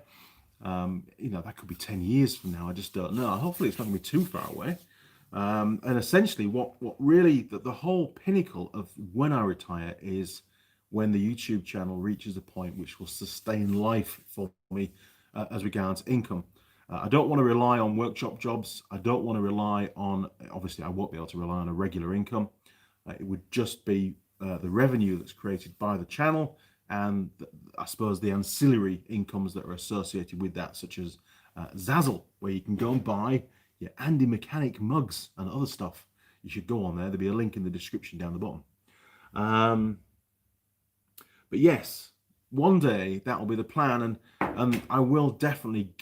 Well, the plan is to get out and about and go and visit other countries. Definitely want to go to the US. Definitely need to go meet a few of my YouTube friends, Keith, for example, and Erico and a few others while I'm over there. And all of that will no doubt be put to video and will go on the channel. Maybe even do some diagnostic work while I'm over there and learn some new stuff, because you know my skill set in the world of automotive is quite specific. You know, it's very limited to just a few brands of motorcycle, a few models. Four-wheel drives I'm pretty good at too. I do a lot of fabrication work, repairing trailers and bits and pieces. But there's a lot more to learn out there, and I do enjoy learning stuff. It's great fun. John Dyer, Heath Robinson or inspiration? Oh my word. Got loads of comments. I better crack on. Choppers Rule 1. I'm looking for pedal cars if you have any over there. Number 5. Too old. I want to hot rod them like I did my old cat rod. Okay. I haven't seen a pedal car over here at all, ever, but I'll keep my eye out for you. Miguel, the problem is that we don't really get two-stroke engines here in South Africa, and where I stay, you don't get two-stroke engines. Okay. So it's going to have to be a four-stroke. So you need, first of all, tell me, you know, how fast do you want this go-kart to go? Is it more an off-road go-kart for hill climbing and, you know, going over rough terrain, or is it a go-kart to be used, you know, on a racetrack? Tell me, and then I can give you a better idea what engine you'd be looking for. And you can always flick me an email through with some bits and pieces on there if you like. You know, maybe a short list of engines that you can get that are readily available. And then maybe if I'm familiar with those engines, then I can give you a bit of a pointer as to which one would be the most suitable for your application. Jim K. Yes, that was the power supply I was talking about. Oh, good. That was ages ago. I use an Optimate 7, which has a power supply mode. It works well when you have a machine on for a long time, so the battery doesn't go dead. Okay, right, Jim, slightly different. What you're talking about is a voltage stabilizer, not specifically a power supply. This power supply, you know, obviously I could set it to 13 volts and stick it on a motorcycle. But if the load on the loom increases for whatever reason, let's say the cooling fan goes on, or you turn the headlights on, or you're doing some tests that involve other circuits or other systems on the vehicle to be energized, then a standard power supply, the voltage will drop in the loom, just like using a large battery. It's still going to drop slightly. Now, a voltage stabilizer prevents that. It keeps the voltage at your chosen voltage, and for ECU reprogramming and so on, I always set it to 14 volts. The components, don't forget, can cope with 14 volts, no problem, because your charge set point voltage is 14.5. So if you set it to 14, you'll have, so I've found, very, very few communication problems with ECU. And if you're doing ECU reprogramming, you can't afford to have communication problems, because if you're reflashing the ECU and it drops out on communication, then potentially that ECU now is junk. It's scrap. You can't reuse it. You've got to replace it. So this is great for component testing on the bench, but it's not something I'd recommend to use to try and maintain loom voltage. You need a voltage stabilizer for that. And I did a video, I actually bought one about a couple of years ago, it was, through Projector. They sell in Australia, and New Zealand. I think it's a rebranded product out of Europe, but I forget the name it is in Europe. There is a video on the channel where I'm using the picoscope, and it was really interesting to see how quickly the device reacts to an increased load and gets the voltage back up to that 14 volts, which is what I set it at. Because the longer it takes, the more chance you've got of having a communication problem. Now, sure, in the ECU, there's probably capacitors and bits and pieces to help maintain the voltage within the ECU, but the longer that gap before the voltage stabilizer's got the voltage back up again could cause a problem. And I actually, on the tests that I did on the projector one, I was quite surprised how long it took. And it was a few seconds for it to react and get the voltage back up to where it needed to be. And for me at that time, knowing what I knew when I made the video, I felt that was an issue. And I actually sent the tool back for a refund. And I haven't actually replaced it yet. But I am, only last week, maybe the week before, I was looking at getting another one. So do look at voltage stabilizers for reprogramming, and you should have in your workshop, just like we do in the automotive world, you should have, a cart, a trolley that you can put your laptop on, put your Pico on, put all your other bits and pieces on, and have your voltage stabilizer as part of that setup. So you can just plug it into the mains, it'll power your laptop, it'll power you can power your voltage stabilizer, and anything else that you need to use for your diagnostics is all in one place. And you just wheel it around the workshop to whichever vehicle you're working on.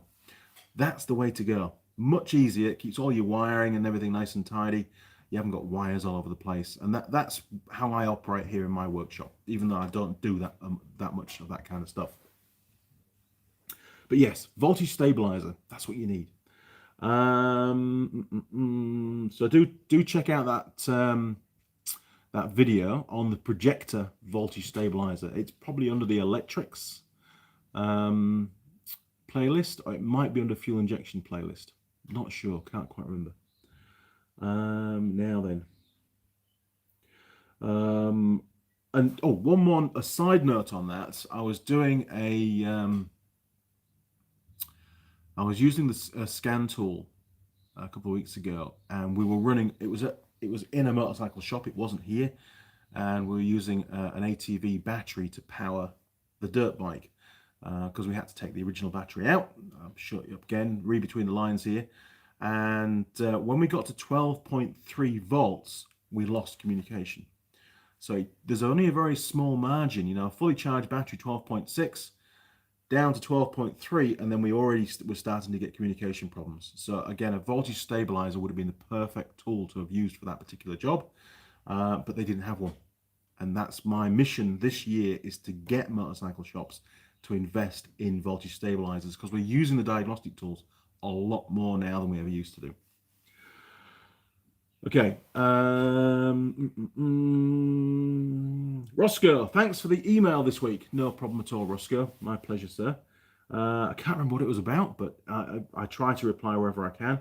MG, when I lived in New Zealand, it took so long to get anywhere because of no motorways. It does. I mean, I came from Wellington, I went to Carterton, and then from Carterton, I drove back to Taupo, picked up an evening meal, and then drove home. And to get from Carterton across to State Highway 1 is an absolute ball ache. It's like country lanes. It was just, I should really have backtracked to Palmerston North and then turned right and gone north from there. But the old GPS is saying, hey, you're all good, carry on this way, it's fine. And it was just country roads, real tight. We had like 25 km/h corners, very undulating. It just takes ages. It does. And I've done that same route with the big trailer, and that was a nightmare because it was well loaded up. Now then. Jim K. Andy, have you ridden the e-bikes that your employer makes? No, we haven't got them here yet. Unfortunately, Jim, I will let you know. Looking forward to seeing what they've done with those. Miguel, you know the Mahindra Scorpio 2006 model? No, I haven't heard of that, to be honest. I have no idea. I'd have to Google it. Let me have a Google. Mahindra Scorpio. Bear with me, chaps.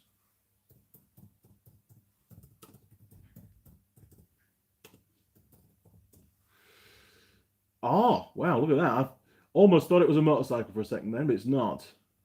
Right, so Mahindra Scorpio is a 4-wheel drive. You can't see this, but you can always Google it yourself. Right, okay, I can see that now. Don't really see the... We get the odd Mahindra Ute in New Zealand, but I haven't seen those around. John Dyer, my first motorcycle was a Puck VZ50, a stroke single moped. I think you mean a 2-stroke. I'm pretty sure it's 2-strokes. Puck were well into 2 strokes. Like you, it came in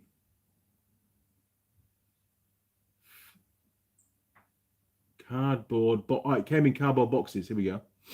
And took me 6 months to build. I actually had a little Puck moped that I used to hire out. It was on the hire fleet. It was all right. It did the job. It was just a moped. Chopper's Rule 1. I built an electric stand-up trike. I ride around the neighbourhood. An electric fishing pier cart. This Christmas, I'm building a sleigh rod for Cookie my cat. Oh, mate. Idle hands. That's great. Miguel, it's 26 kilometers an hour. $1 is 17 rands, so yes. Sorry, I must have lost some thread there. I don't know what you're on about, Miguel. Roscoe Taylor, TPS. Oh, yes. Thanks, Roscoe. Appreciate that. Yeah, it's very important. TPS are very specific to model and brand. Yeah, not just from a physical fit, but the calibration side of it as well. I've had 1 bite of my breakfast, and my real breakfast is late. Well, sound effects. Hang on. Oh.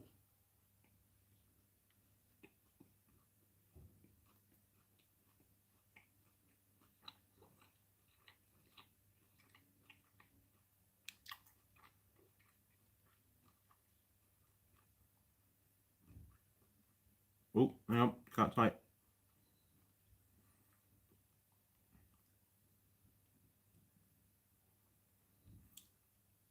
Okay, text is sent. I know Mrs. Mechanic's out of bed, so she should be bringing it through. This message is held for review. You will have to check out my channel for fun builds. Yes, definitely. And is your channel called Chopper's Rule? Chopper's Rule 1? Let's have a look.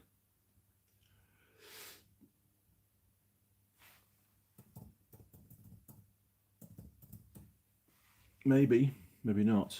Maybe just Chopper's Rule. No. You have to give me the name of your channels. We can all check it out. Miguel. Oh, the Go-Kart must be around 26 kilometers an hour. Well, that's not very fast, is it? You're not going to win any races with that. Well, you'll... Hey, if you go for a 125cc 4-stroke, it will more than happily do that. You can probably gear it down quite a bit. Yeah, plenty of torque. Is it going to... One last thing. Is it going to... Is it for off-road or is it for on-road tarmac racing? I imagine at 26 kilometers an hour, it's not for tarmac racing, it's for off-road. So, yeah, I mean, if you haven't got 2 strokes, you know, a little old, I don't know, you might have the old Honda CG125s around in India. They're pretty cool. Very reliable little engines. Yeah, I got it, Miguel. Cheers.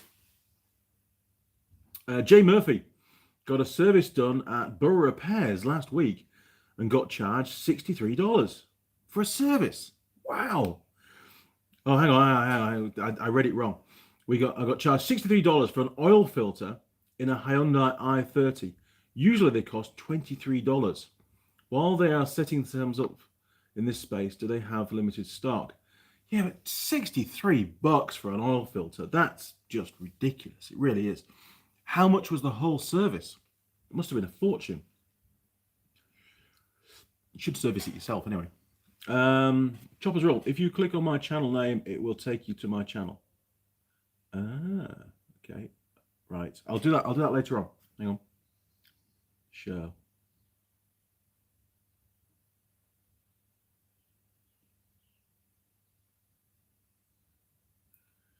Oh, it's not working. That's not working here. Jim Haynes. I will find it. I'll find it later on today. Jim Haynes. Another thing I notice is how the governments make everything go through strict emissions, even lawnmowers. But those junky scooters smoked like they were 16 to 1 two-strokes. We don't have that problem here. New cars that come in, new vehicles that come in, do need to meet Euro standards on paper. But as soon as they come into the country, you do whatever you want with them, basically. Obviously, cars can't have visible smoke during the warrant check, burning oil, that kind of stuff. But things like taking cats off and stuff doesn't really affect the warrant too much.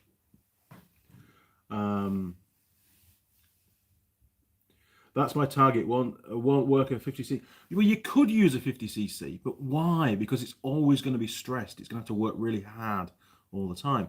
Put a 125 in it, be a breeze. Be so under stress that it'll last forever. And they're not much bigger, and probably won't cost you any more money. And a lot less temperamental. The little 50cc's, they've got little tiny carburetors and stuff, and the slightest bit of dirt can cause problems. You might do well. My suggestion is put a 125 in it. 125 4-stroke, 5-speed gearbox, manual clutch, perfect. Good driver input, get to play with the gears, excellent fun. And it's probably going to be electric start, whereas a lot of 50cc 4-strokes, unless it's a modern one, will be kickstart, like a Honda C50s, for example, kickstart only. You want electric start, much easier.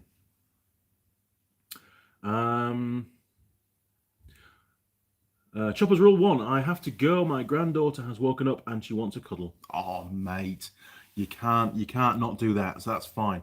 Enjoy your cuddle, and well, see you next Sunday. Cheers for joining us. Thanks. Miguel, that's my target. No, okay, being there. No, put a 125 in it, mate. Jim K, how do you feel about using non-OEM filters when they are not easily available? I know some people are having trouble finding OEM.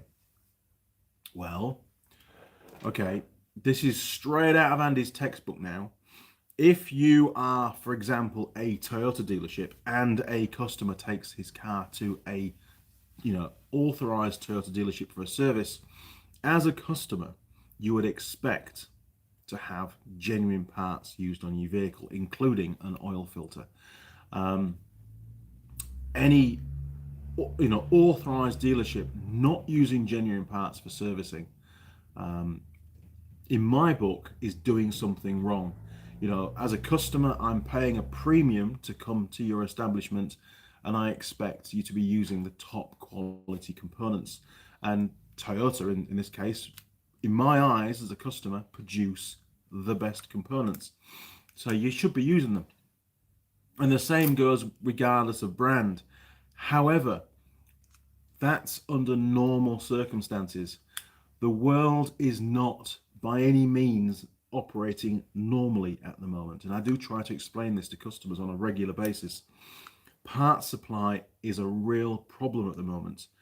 We essentially can't use air freight. There's very, very few planes in the sky at the moment. The cost of air freight is ridiculous. That's if you can get it. Sea freight is massively oversubscribed because there's so little air freight around.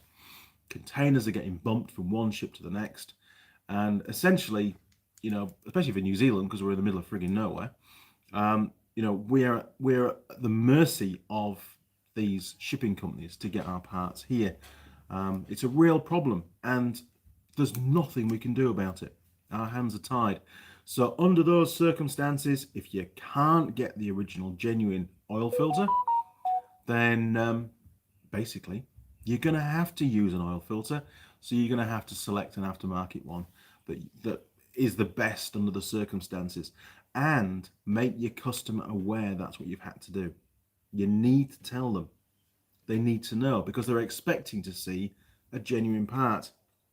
And, I'm sure if you explain it clearly to them, they will understand, because all you've got to do is turn on the TV and there is the world in crisis, basically. So hopefully, Jim, that's helped to answer that particular question. And, what other choice do we have if you can't get OEM? Miguel, well, I'm not so good with DC wiring. DC wiring is easy. It's just 2 wires. Doddle. Send me an email on what you need to know to wire up and I'll talk you through it. Jim K, I always use OEM filters. Me too. Always. I believe that they are the best. You know, there's lots of aftermarket filters out there, and I understand that people will opt for the cheaper option, but it's, you know, just genuine. Peace of mind. Job done.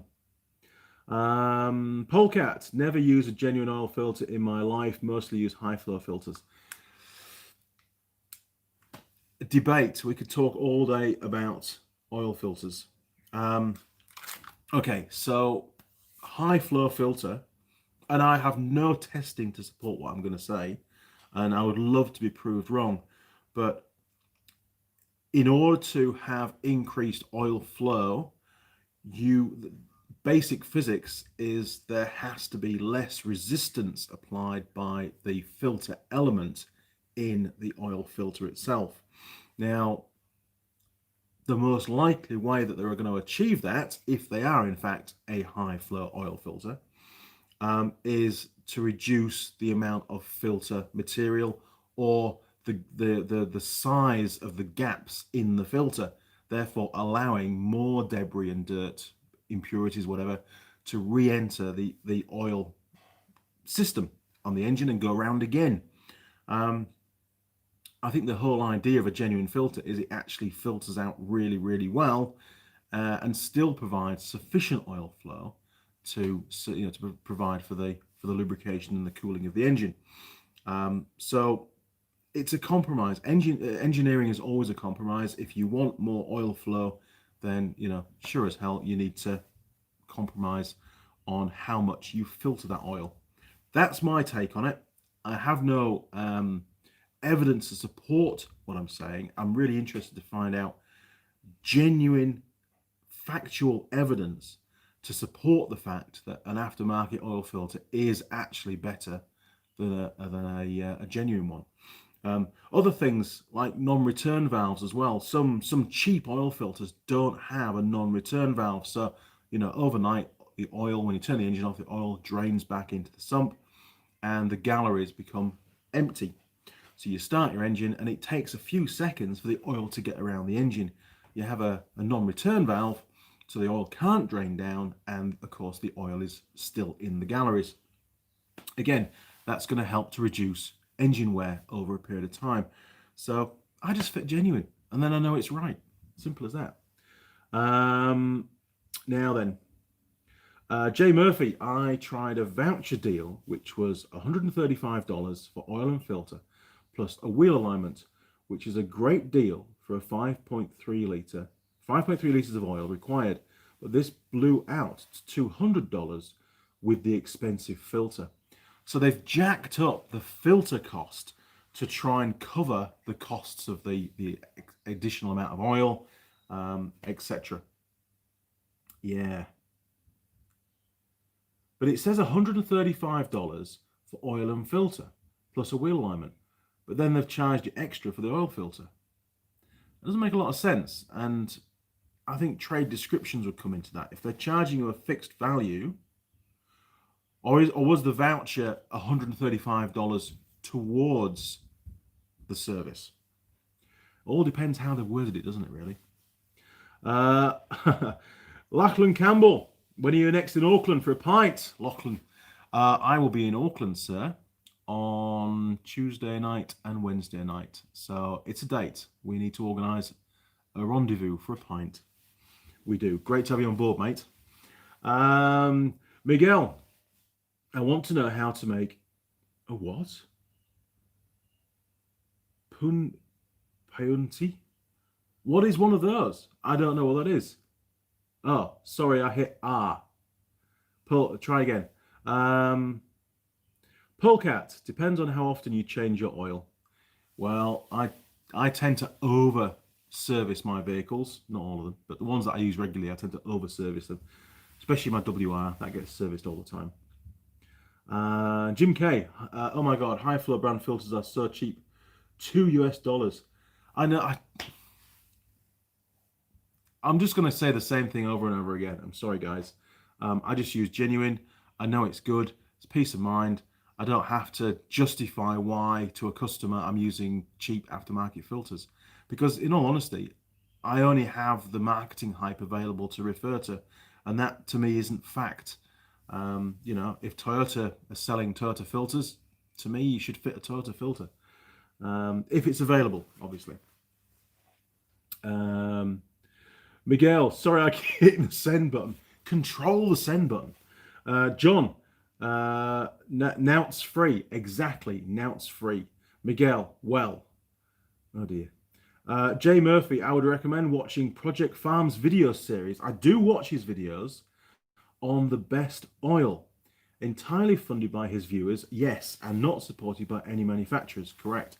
AMSOIL came out on top, by the way. Great series and testing. Okay, so aftermarket, non-manufacturer, non-OEM oil, that was a mouthful, compared to aftermarket oils, different world altogether, different argument, different discussion, because a lot of manufacturers that sell oil have their oil blended by, you know, a normal regular oil company. For example, you know, Motul might make the oil for KTM. I don't know if they do or not. You know, there's different. Toyota don't blend their own oil. Nissan don't blend their own oil. They're not an oil refinery. They don't do that kind of stuff. They buy it in and they have it made to whatever specs they want. So when it comes to oil, I think that's a whole different discussion completely. And I'm quite confident that if you can pay more money and have a better quality oil if you don't buy OEM.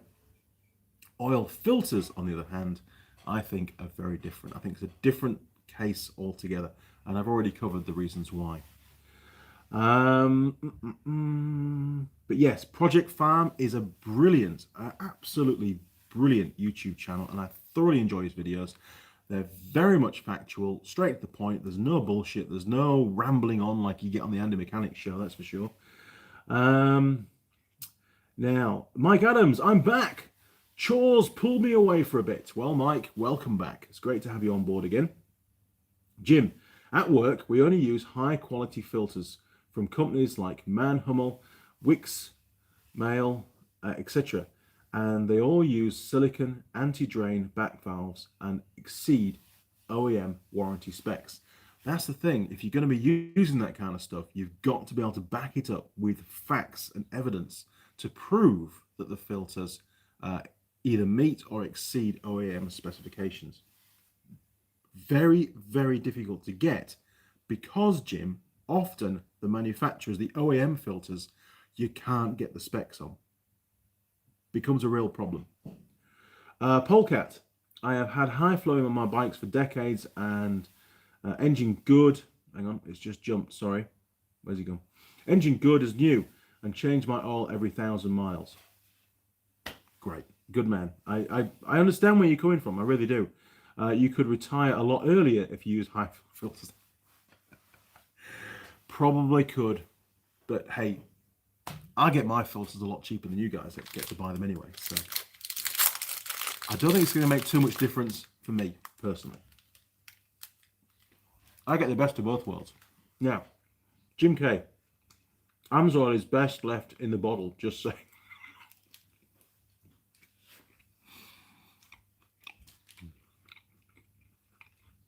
Miguel, well, I have a 12, I think you mean 12 volt transformer, but I keep blowing the fuse of 2. So its original fuse were 5 amp, now 10, and again pop the pair of fuse. I think you might have a bit of a short going on there, Miguel. It's DC, not AC. Yeah. Okay. So you've got a 12 volt transformer, but it keeps blowing the fuse.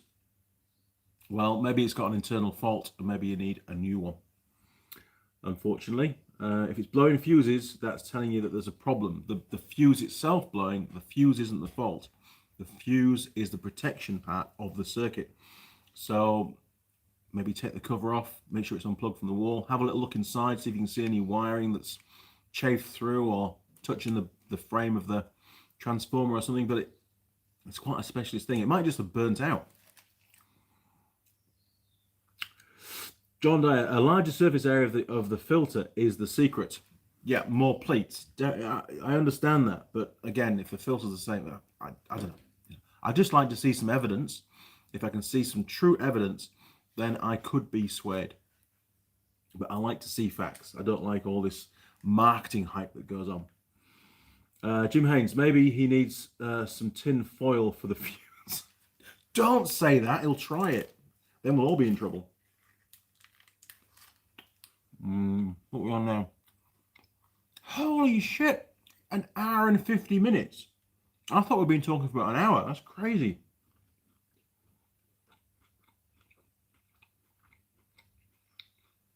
Polecat. There used to be a thing called snake oil, but there was no evidence it worked. Jim K. I was talking to a customer about putting some accessories on his new ROV. I asked, hey, how many miles do you have?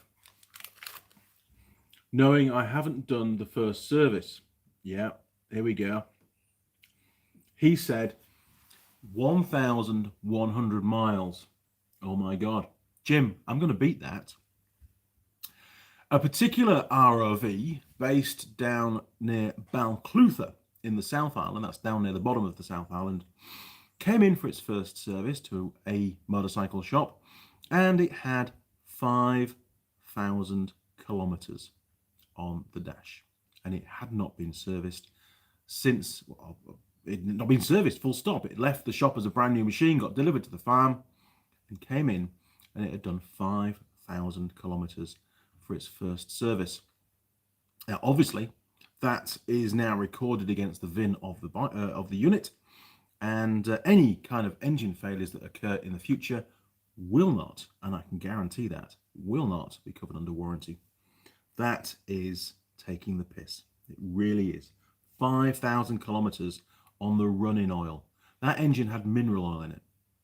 That's not good. It's not good at all. You know, it's going to be contaminated. It's going to have all the little metal filings of the engine bedding in, all the bearings and stuff. It's not going to last very long. It really isn't. We all know that. Mike Adams, forgive me for going off topic. We're always going off topic, Mike. Don't worry about it. But I heard that in the UK, if you drive a manual or automatic vehicle, you have to be licensed for each. Is that the case in New Zealand? That doesn't happen in the US. Let me just put the record straight. From what I understand, if you pass your car license like I did in the UK, and you pass it driving a manual vehicle, you can drive manual or auto on a manual license. If, however, you pass your test in an auto, you cannot drive a manual on a public road on an auto license. So that's where it was in the UK when I took my test, my car test.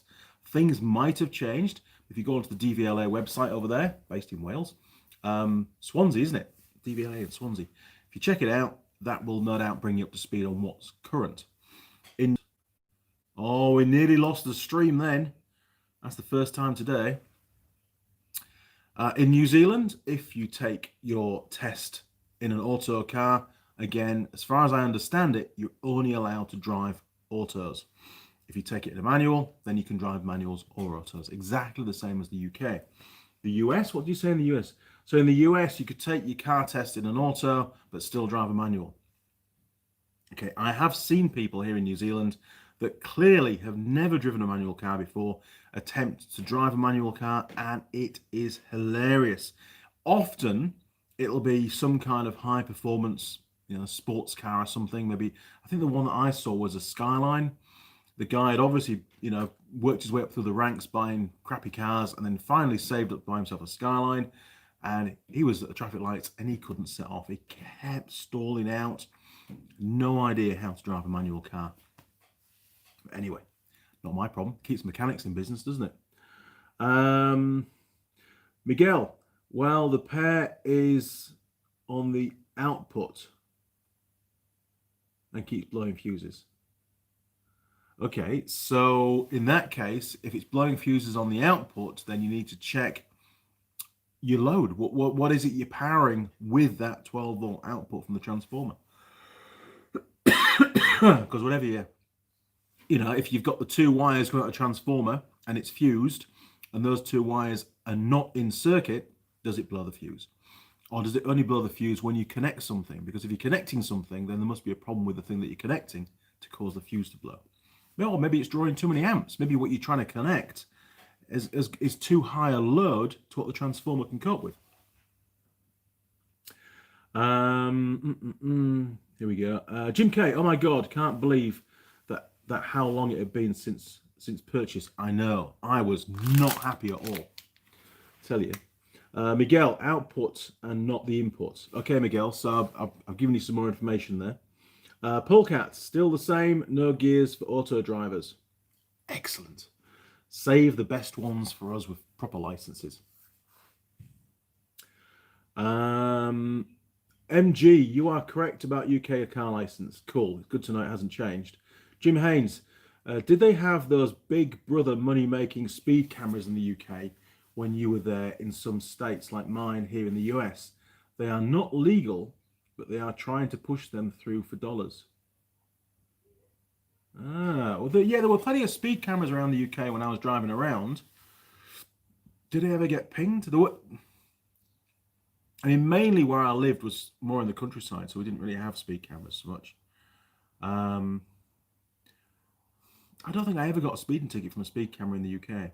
No, I didn't. I remember on my on one of my motorcycles, it was I can mention the name. It was a Yamaha Super Tenere 750. And I was coming off a roundabout. It was the York Ring Road. And I was coming out of York, crossing over the Ring Road, and then going out through a village and away. And as I entered the roundabout, and I wasn't going slow, I think the truck driver coming from my left thought I was going to stop, and I didn't. I just buttoned through. And he could not stop. It was in a big, I know it was a Volvo. It was a big Volvo truck. And I could see, once I entered the roundabout, I could see that he was not stopping, and I would have hit the truck, you know, straight on the side of the truck. And so I just accelerated as hard as the bike would go, cranked it over around the roundabout, and managed to just snick in front of the truck as he entered the roundabout. And I remember looking to my left and seeing this massive Volvo sign, the badge on the front grille, right there, right in front of me. And I snicked through, and I was a bit upset. You know, bikers tend to get a bit upset when that kind of thing goes on. So I just went through the gears on the stop, and I was just about to leave the village, which was only 100 meters to the normal 60-mile-an-hour zone. And a policeman jumped out. He jumped out from behind a sign, and the sign was like the village sign. You know what the name of the village on? I forget the name of the village now. And he jumped out and he stood there in the road with his gun pointing, not gun, his speed gun pointing at me to get the speed. And I thought, man, there is no way I'm going to get stopped. And then he held his hand up just as I was approaching, and I was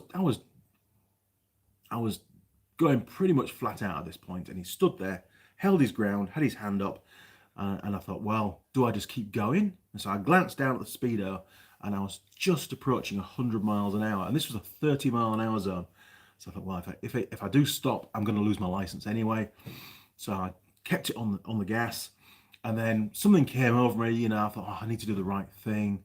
So I locked up the back wheel, got stopped, turned around, went back, and gave the guy an absolute bullying, because he'd really done something very, very dangerous to jump out in front of a vehicle traveling so fast. I know I shouldn't have been traveling that fast, but what he did was dangerous. Could have caused an accident.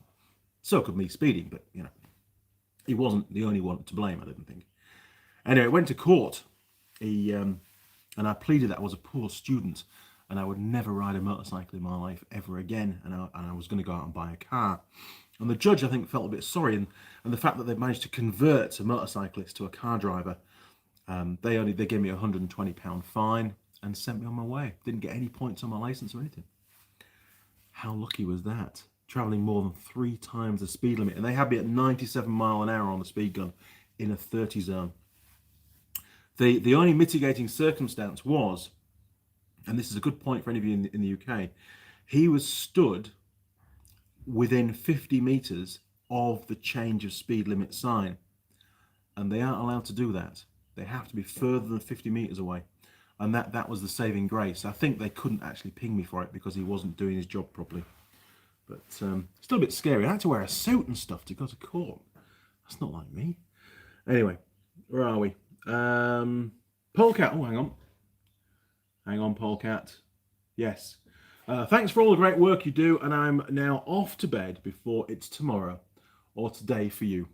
Good night, Polecat, and as always, great to have you on the show, and thanks for all your contributions as well. I do appreciate it. Sleep well. See you tomorrow, or next week, next Sunday, in fact. Simon just got on for a good night out. What have I missed? Simon's back. God, the live stream, we're 2 hours in. We're going to have to sign off in a minute because I've got lots to do. What have you missed? You missed all sorts, Simon. You're going to have to watch the rerun, aren't you? Mike Adams, yes, you can. Doesn't matter which you test in, though. I took mine in a manual. Once you're clear to drive either. Jim K, there are very few manuals now here in the USA. Yeah, well, it's the same in New Zealand. There's hardly any, to be honest. Miguel, I think the only manual sort of car stuff you can buy now, you can still buy some pickup trucks that are manual, but most, I don't think you can even buy a manual car now. I can hear coffee coming. Sounds good. And they're trying to make, well, in fact, they've gone full circle, haven't they? They've gone back to a manual type internal, the dual clutch gearboxes, but they're not giving the driver the ability to change gear manually, other than on the flappy paddle on the steering wheel, or on the gear lever and just tapping it up or down the gearbox. Tiptronic, they call that, don't they? Mike Adams, sorry, Jim. Yep, Miguel. Miguel, here we go again. Nothing. It's a 12-volt CPU fan. It has a few outputs, but there is no load, so I don't know. So the fan is the load. So you've got a transformer, which is providing the power, and you've got a 12-volt fan, which is the load. And every time you connect the fan, it's blowing the fuse in the transformer. Then the fan is either too big for the transformer, or the fan has an internal fault, or one of the two wires going to the fan, because you've got your feed and your return, one of those is shorting out on a casing somewhere. That's all it can be. John, transformers only work on AC. The output then goes through a rectifier to be DC. Ah, there you go, you see. So maybe your transformer isn't complete. Maybe there's a component missing. Mike Adams. Oh, hang on, chaps. Breakfast's arrived. Finally. What time do you call this? 9 o'clock. It should have arrived.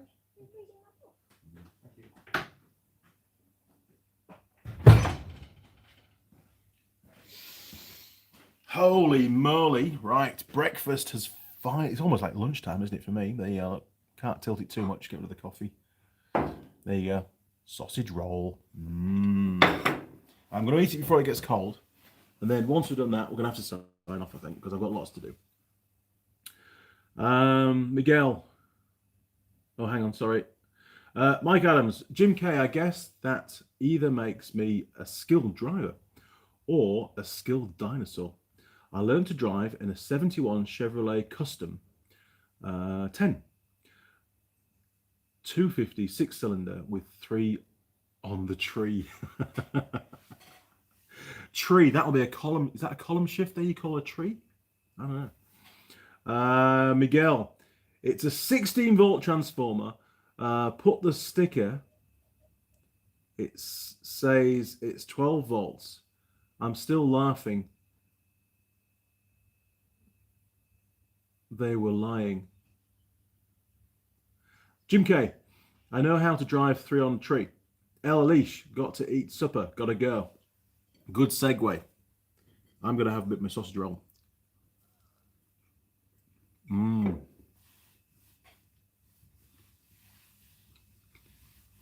HP sauce. Can't go wrong. Goodbye, Alalish. Thanks for joining us. Been great to have you on board.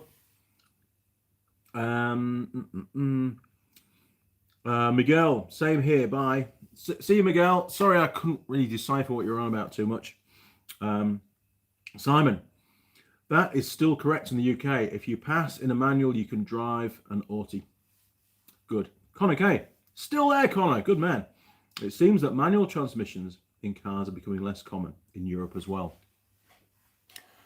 I think people are just getting lazy, aren't they? I like a good manual. Driver input, a bit more fun, a bit more rewarding as a driver, more to do. But I have to say, since driving autos for work for the last few years, or last 3 years, it's for long distance stuff, it's just so much easier. It just is. There's less to do. You don't need all your arms. You don't need both legs. Everything just sort of happens. It's boring. It's so boring. And then when you want to drive it hard, it just refuses. It just will not drive hard. It's bad. Good though. Ray Green, love my auto. UK.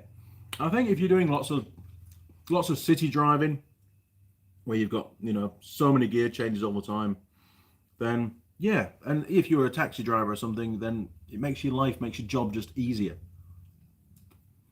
But from a driver experience, input, feedback, fun element, and we do forget to have fun sometimes.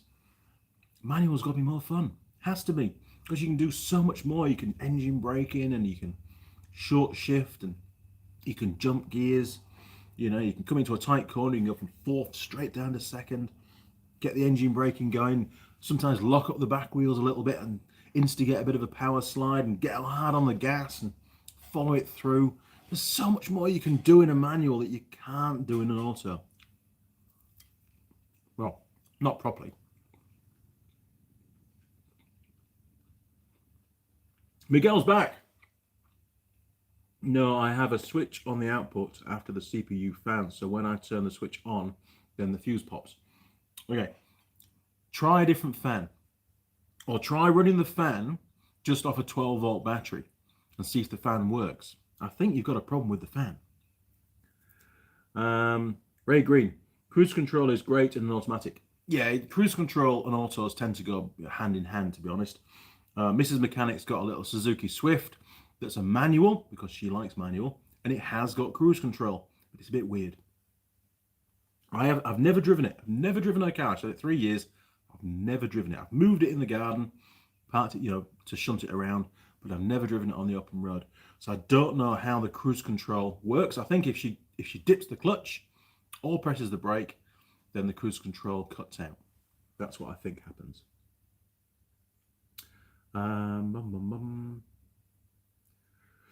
Roscoe, why do parts list with 2 different parts numbers when looking them up?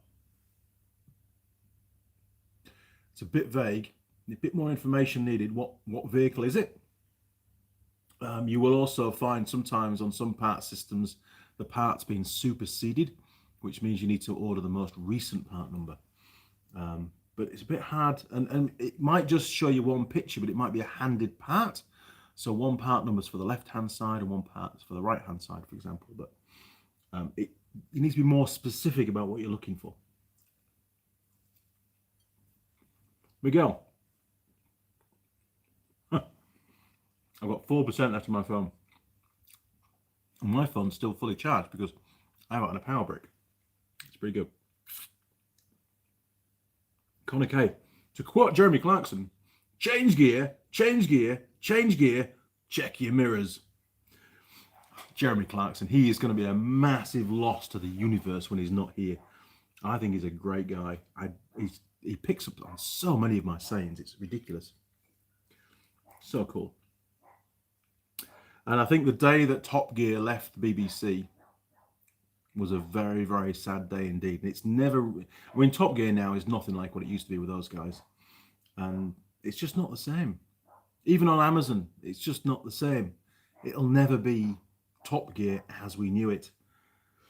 That trio, very fond to my heart, to be honest. They've got a special place. And often I will, when Ben comes down, often we'll sit and watch some of the old episodes of Top Gear with Jeremy Clarkson, Hammond and May. Very cool. And fortunately, they'll be there forever, won't they? We'll be able to watch those forever. Jim, yes, my first vehicle was a 1967 Chevy C10 pickup, 327 V8. 3 on the tree, yes, column shift manual, drum brakes, manual steering, and yes, gas tank was behind the seat in the cab for safety. We did some pretty dangerous shit back then. I remember on the Daihatsu F55 pickup that I had, which was diesel, had a 2.5 litre diesel in it. Was it 2? Yeah, it was 2.5. Yeah, and the later ones are 2.8, the 4 tracks. The battery, which was a normal lead acid battery, which you could top up with acids, had little breathers on it. The battery was underneath. It was under the driver's seat, I think it was. It was either under the driver's seat or under the passenger seat in the front. And it did have a metal lid to go over the top, which you could bolt down, but that was missing. So every now and again, you get you could smell the battery. It was a bit dangerous. And then one of our customers on the off-road site decided to roll one of, we had an F50 as well, and they rolled that one down a hill, and all the battery acid started raining down. It did have the metal lid on it, but it was leaking. And we had battery acid burning into the roof lining of the truck. Fortunately, everybody got out okay. There was nobody seriously injured. But there was battery acid burnt all the roof lining. Great design. Well done, Daihatsu.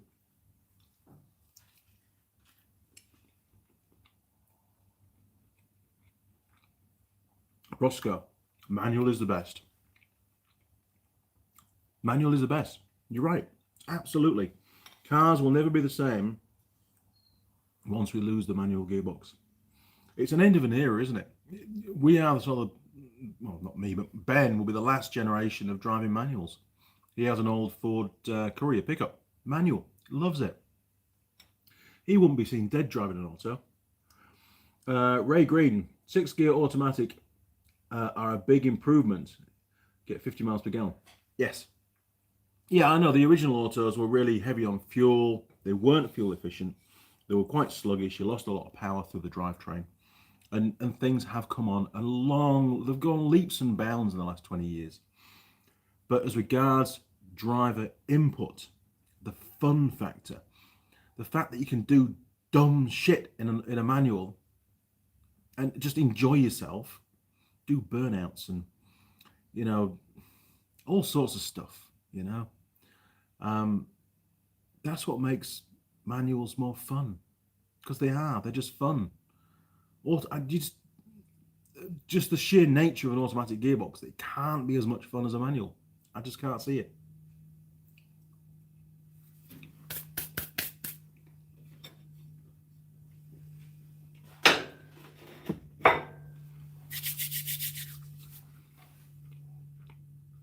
Mike, an old automatic vehicle with a bench seat when out on a date is nice. But outside of that, I prefer a manual. My assigned Kenworth T880 is an auto, but my favourite trans is a 13-speed. The old Unimog that I used to have, the U1000, that had an 8-speed manual gearbox. There was actually 4 physical gears in the gearbox, and they had a splitter on it. So you go first, second, third, fourth, and then when you pushed it across, there was you could hear an air ram move, and then you get 5th, 6th, 7th, and 8th. And they also had high and low in the transfer box. So you actually had 16 forward gears, and all of those gears were also available in reverse. So you could have 16 gears reverse, which I did try one day, which is a bit scary. Once you get to about 3rd or 4th gear in low box in reverse, you just can't use the rest of them. It was just ridiculous because there's a lot of body roll, and the thing would just have rolled over. So I aborted mission on that. But the old Unimog was fantastic, and I fully intend to buy another one. whether it's a retirement project or what, I don't know. But I did a lot of work on my old Unimog, and I know my way around it pretty well. And I had to sell it when I left England, and it went to, I think it went to Africa, from memory. So hopefully it's still working. But a phenomenal machine, super complicated, but unbelievably capable. Igors Dborovskis. In my work, Renault Traffic, the battery is still on the driver's seat from factory. Really? That's brilliant. Well done, Renault. John Dyer reminds me of rallying in the 80s. I think we should all drive like the rally drivers of the 80s. That was so much fun. I remember going to the rallies in the 80s and watching them as a kid with my my godfather, Uncle Ted, and his son Paul. We had so much fun. Mike Adams, yeah, nothing like a battery falling off its perch into the cooling fan and taking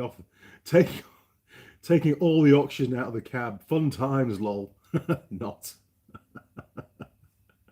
We used to run the old Nissan Patrols, the old Leaf Spring 24-volt diesel ones. And every now and again, the battery on the passenger side, which was the one with the 12-volt one side and 24 the other, if that jumped off its perch, you know, the battery clamps did fail every now and again because we used them off-road. It would often drop against the positive terminal, drop against the exhaust manifold. And that used to cause some pretty interesting sort of fires and sparks and smoke and stuff. And of course, the old engine used to just keep going. You know, it would never stop. It just kept running. But pretty serious damage under the bonnet. Okay, Roscoe, here we go. OEM, right? 2 different part numbers. Throttle position sensor for my Yamaha R1, FZ6, FZ1. This is what I'm finding. All right, Roscoe, can you send me all of that on an email? andymechanic@live.co.uk, and I'll investigate further. I also need the full VIN number or model code being a 4-digit code of your bike, and I'll see if I can help you out with that, because it is important that you get the right one, otherwise it won't work. Jim, my boss's son shocked him a number of years ago when he asked what the thing on the door was, and he realized his son had never seen a window crank because all the cars they had were power windows. Yeah, I like the old manual windows. That's just brings back memories. All the little Suzuki Jeeps we had, all the Nissan, well, no, most of the Nissan Patrols that we had, they were all manual crank windows.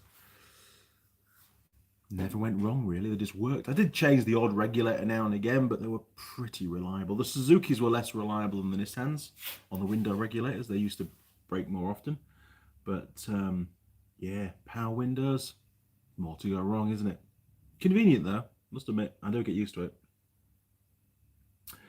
Brandon, a manual transmission is a complete blast in the winter months, but it's also safer when you're trying to stop at a stoplight or stop sign.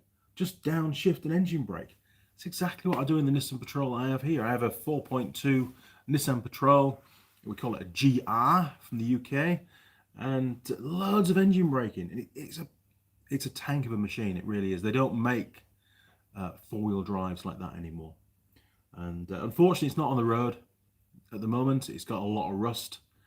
I don't know if it's ever going to go back on the road or not. It really is quite far gone. But it still starts every morning. I started it this morning to move it away from the front of the workshop.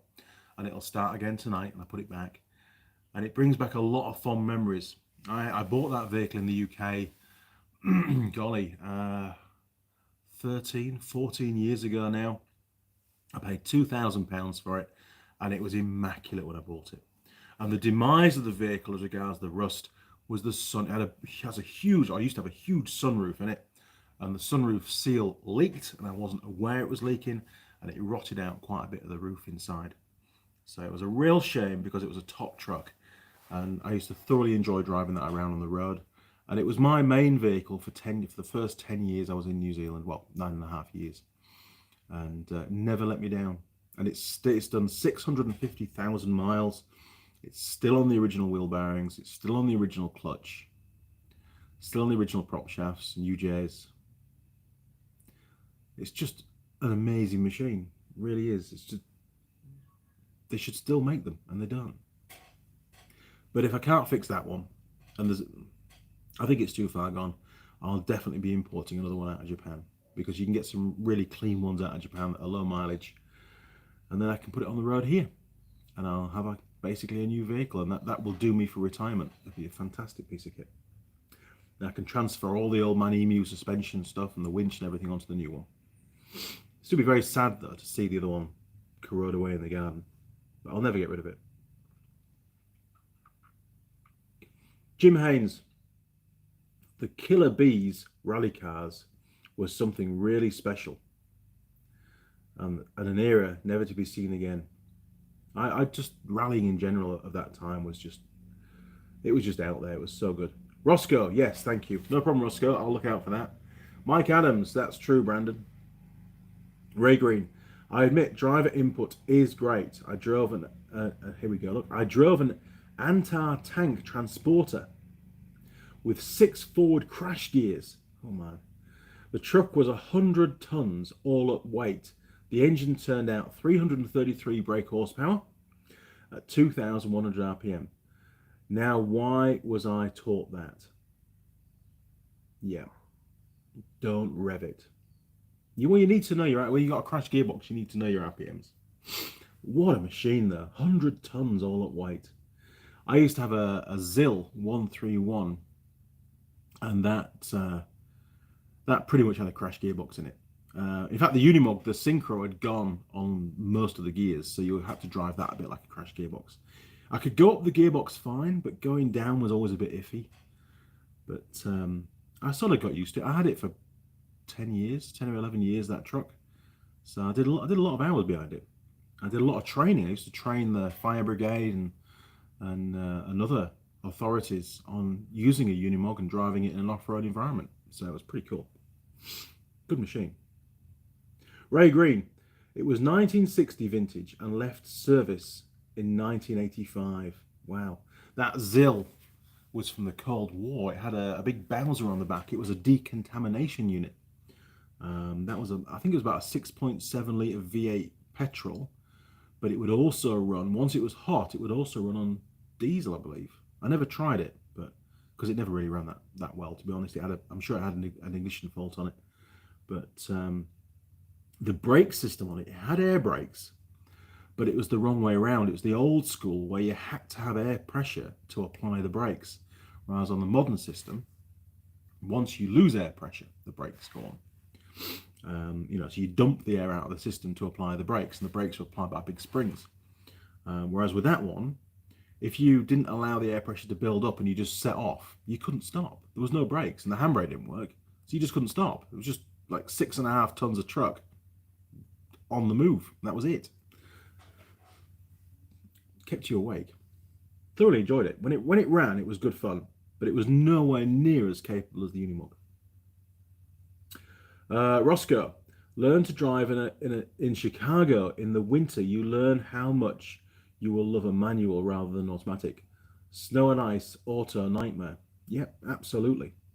John, handbrake cornering. Yes, go in with a handbrake. So much fun. Nowadays, it's just a little poxy electric button on the dash, and it doesn't even allow you to put it on when you're traveling more than 20 k's an hour or something stupid. Honestly, it's a, what do you call it? Big brother world now, isn't it? Stopping people doing stupid stuff. And stupid stuff is fun. Mike Adams, yeah, I swore off T-tops, sunroofs and convertibles. I got tired of my lap getting a shower every time it rained. Yeah, that was when I bought the vehicle, I didn't even know it had a sunroof, and it was such a shame that was the demise, really. That was the one thing that killed it. A-posts rotted out across the inside the gutters on the roof where it's all spot welded. I rebuilt one side, and of course that water runs down to the sills, and the sills started to rot out, and even the chassis got a few holes in it now as well. I mean, there's a lot wrong with it, unfortunately. But it still starts and runs and moves around the garden, and I can use the winch to move things around and load the trailer up and stuff. So, like I say, I'll never get rid of it. It has far too many good memories. Now, John, Oh, Pajeros. Pajeros are brilliant. Pajeros are a good machine. They are. I prefer the Nissan Patrols, but the Pajeros are good. They are. Right.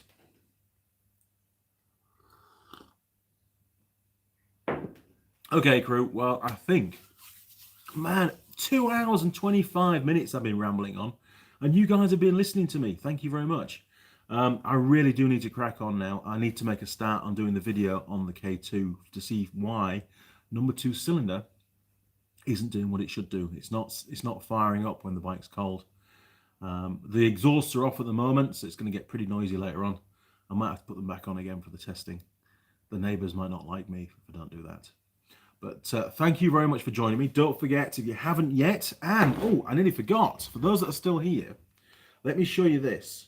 Because I got an email this morning from Zazzle that do the mugs and stuff for us. So I took a screenshot. Let me try and find it for you. Screenshots. There we are. Right. So if you go onto Zazzle, onto the Andy Mechanic YouTube page, and there'll be a link, I think, in the description of this video, and you'll see the Andy Mechanic mugs and stuff on there. If you go on and you quote this code, which is there, look, which is 3 faves 30, Faves 30, 3 faves 30, today only, you get 30% off. How cool is that? So I'm going to order some more mugs for myself because I actually keep giving them away. This is my last one of these now, so I need to order some more. But if you go onto Zazzle, you can you'll find mugs, key rings, all sorts of stuff on there now. There's even an apron. There's some beer coolers that I've designed. Order any of that, you'll get 30% off with that code. And if you forget the code or you want it again, just flick me an email later on, and I'll put the code in an email to you, and you can put it in, and you'll get a discount, which is great. Okay, crew, if you haven't yet, give me a thumbs up for the video. If you've enjoyed it, do the thumbs up thing. What helps me the most is if you share the Andy Mechanic videos. If you've got Facebook or Instagram or whatever it is, just try and share the video, ones that you like, through your social media, and that gets a few more viewers on board, because that's what it's all about. It's spreading the word, isn't it? All right, chaps. Well, until next time, no idea when it'll be. There'll definitely be another live stream next Sunday, I'm sure of that. So if not before, I will see you then. And watch out for the video on the brake inspection of the K2. I'm going to be editing that up this afternoon, so that should be live, I would say, in the next 24 hours, hopefully.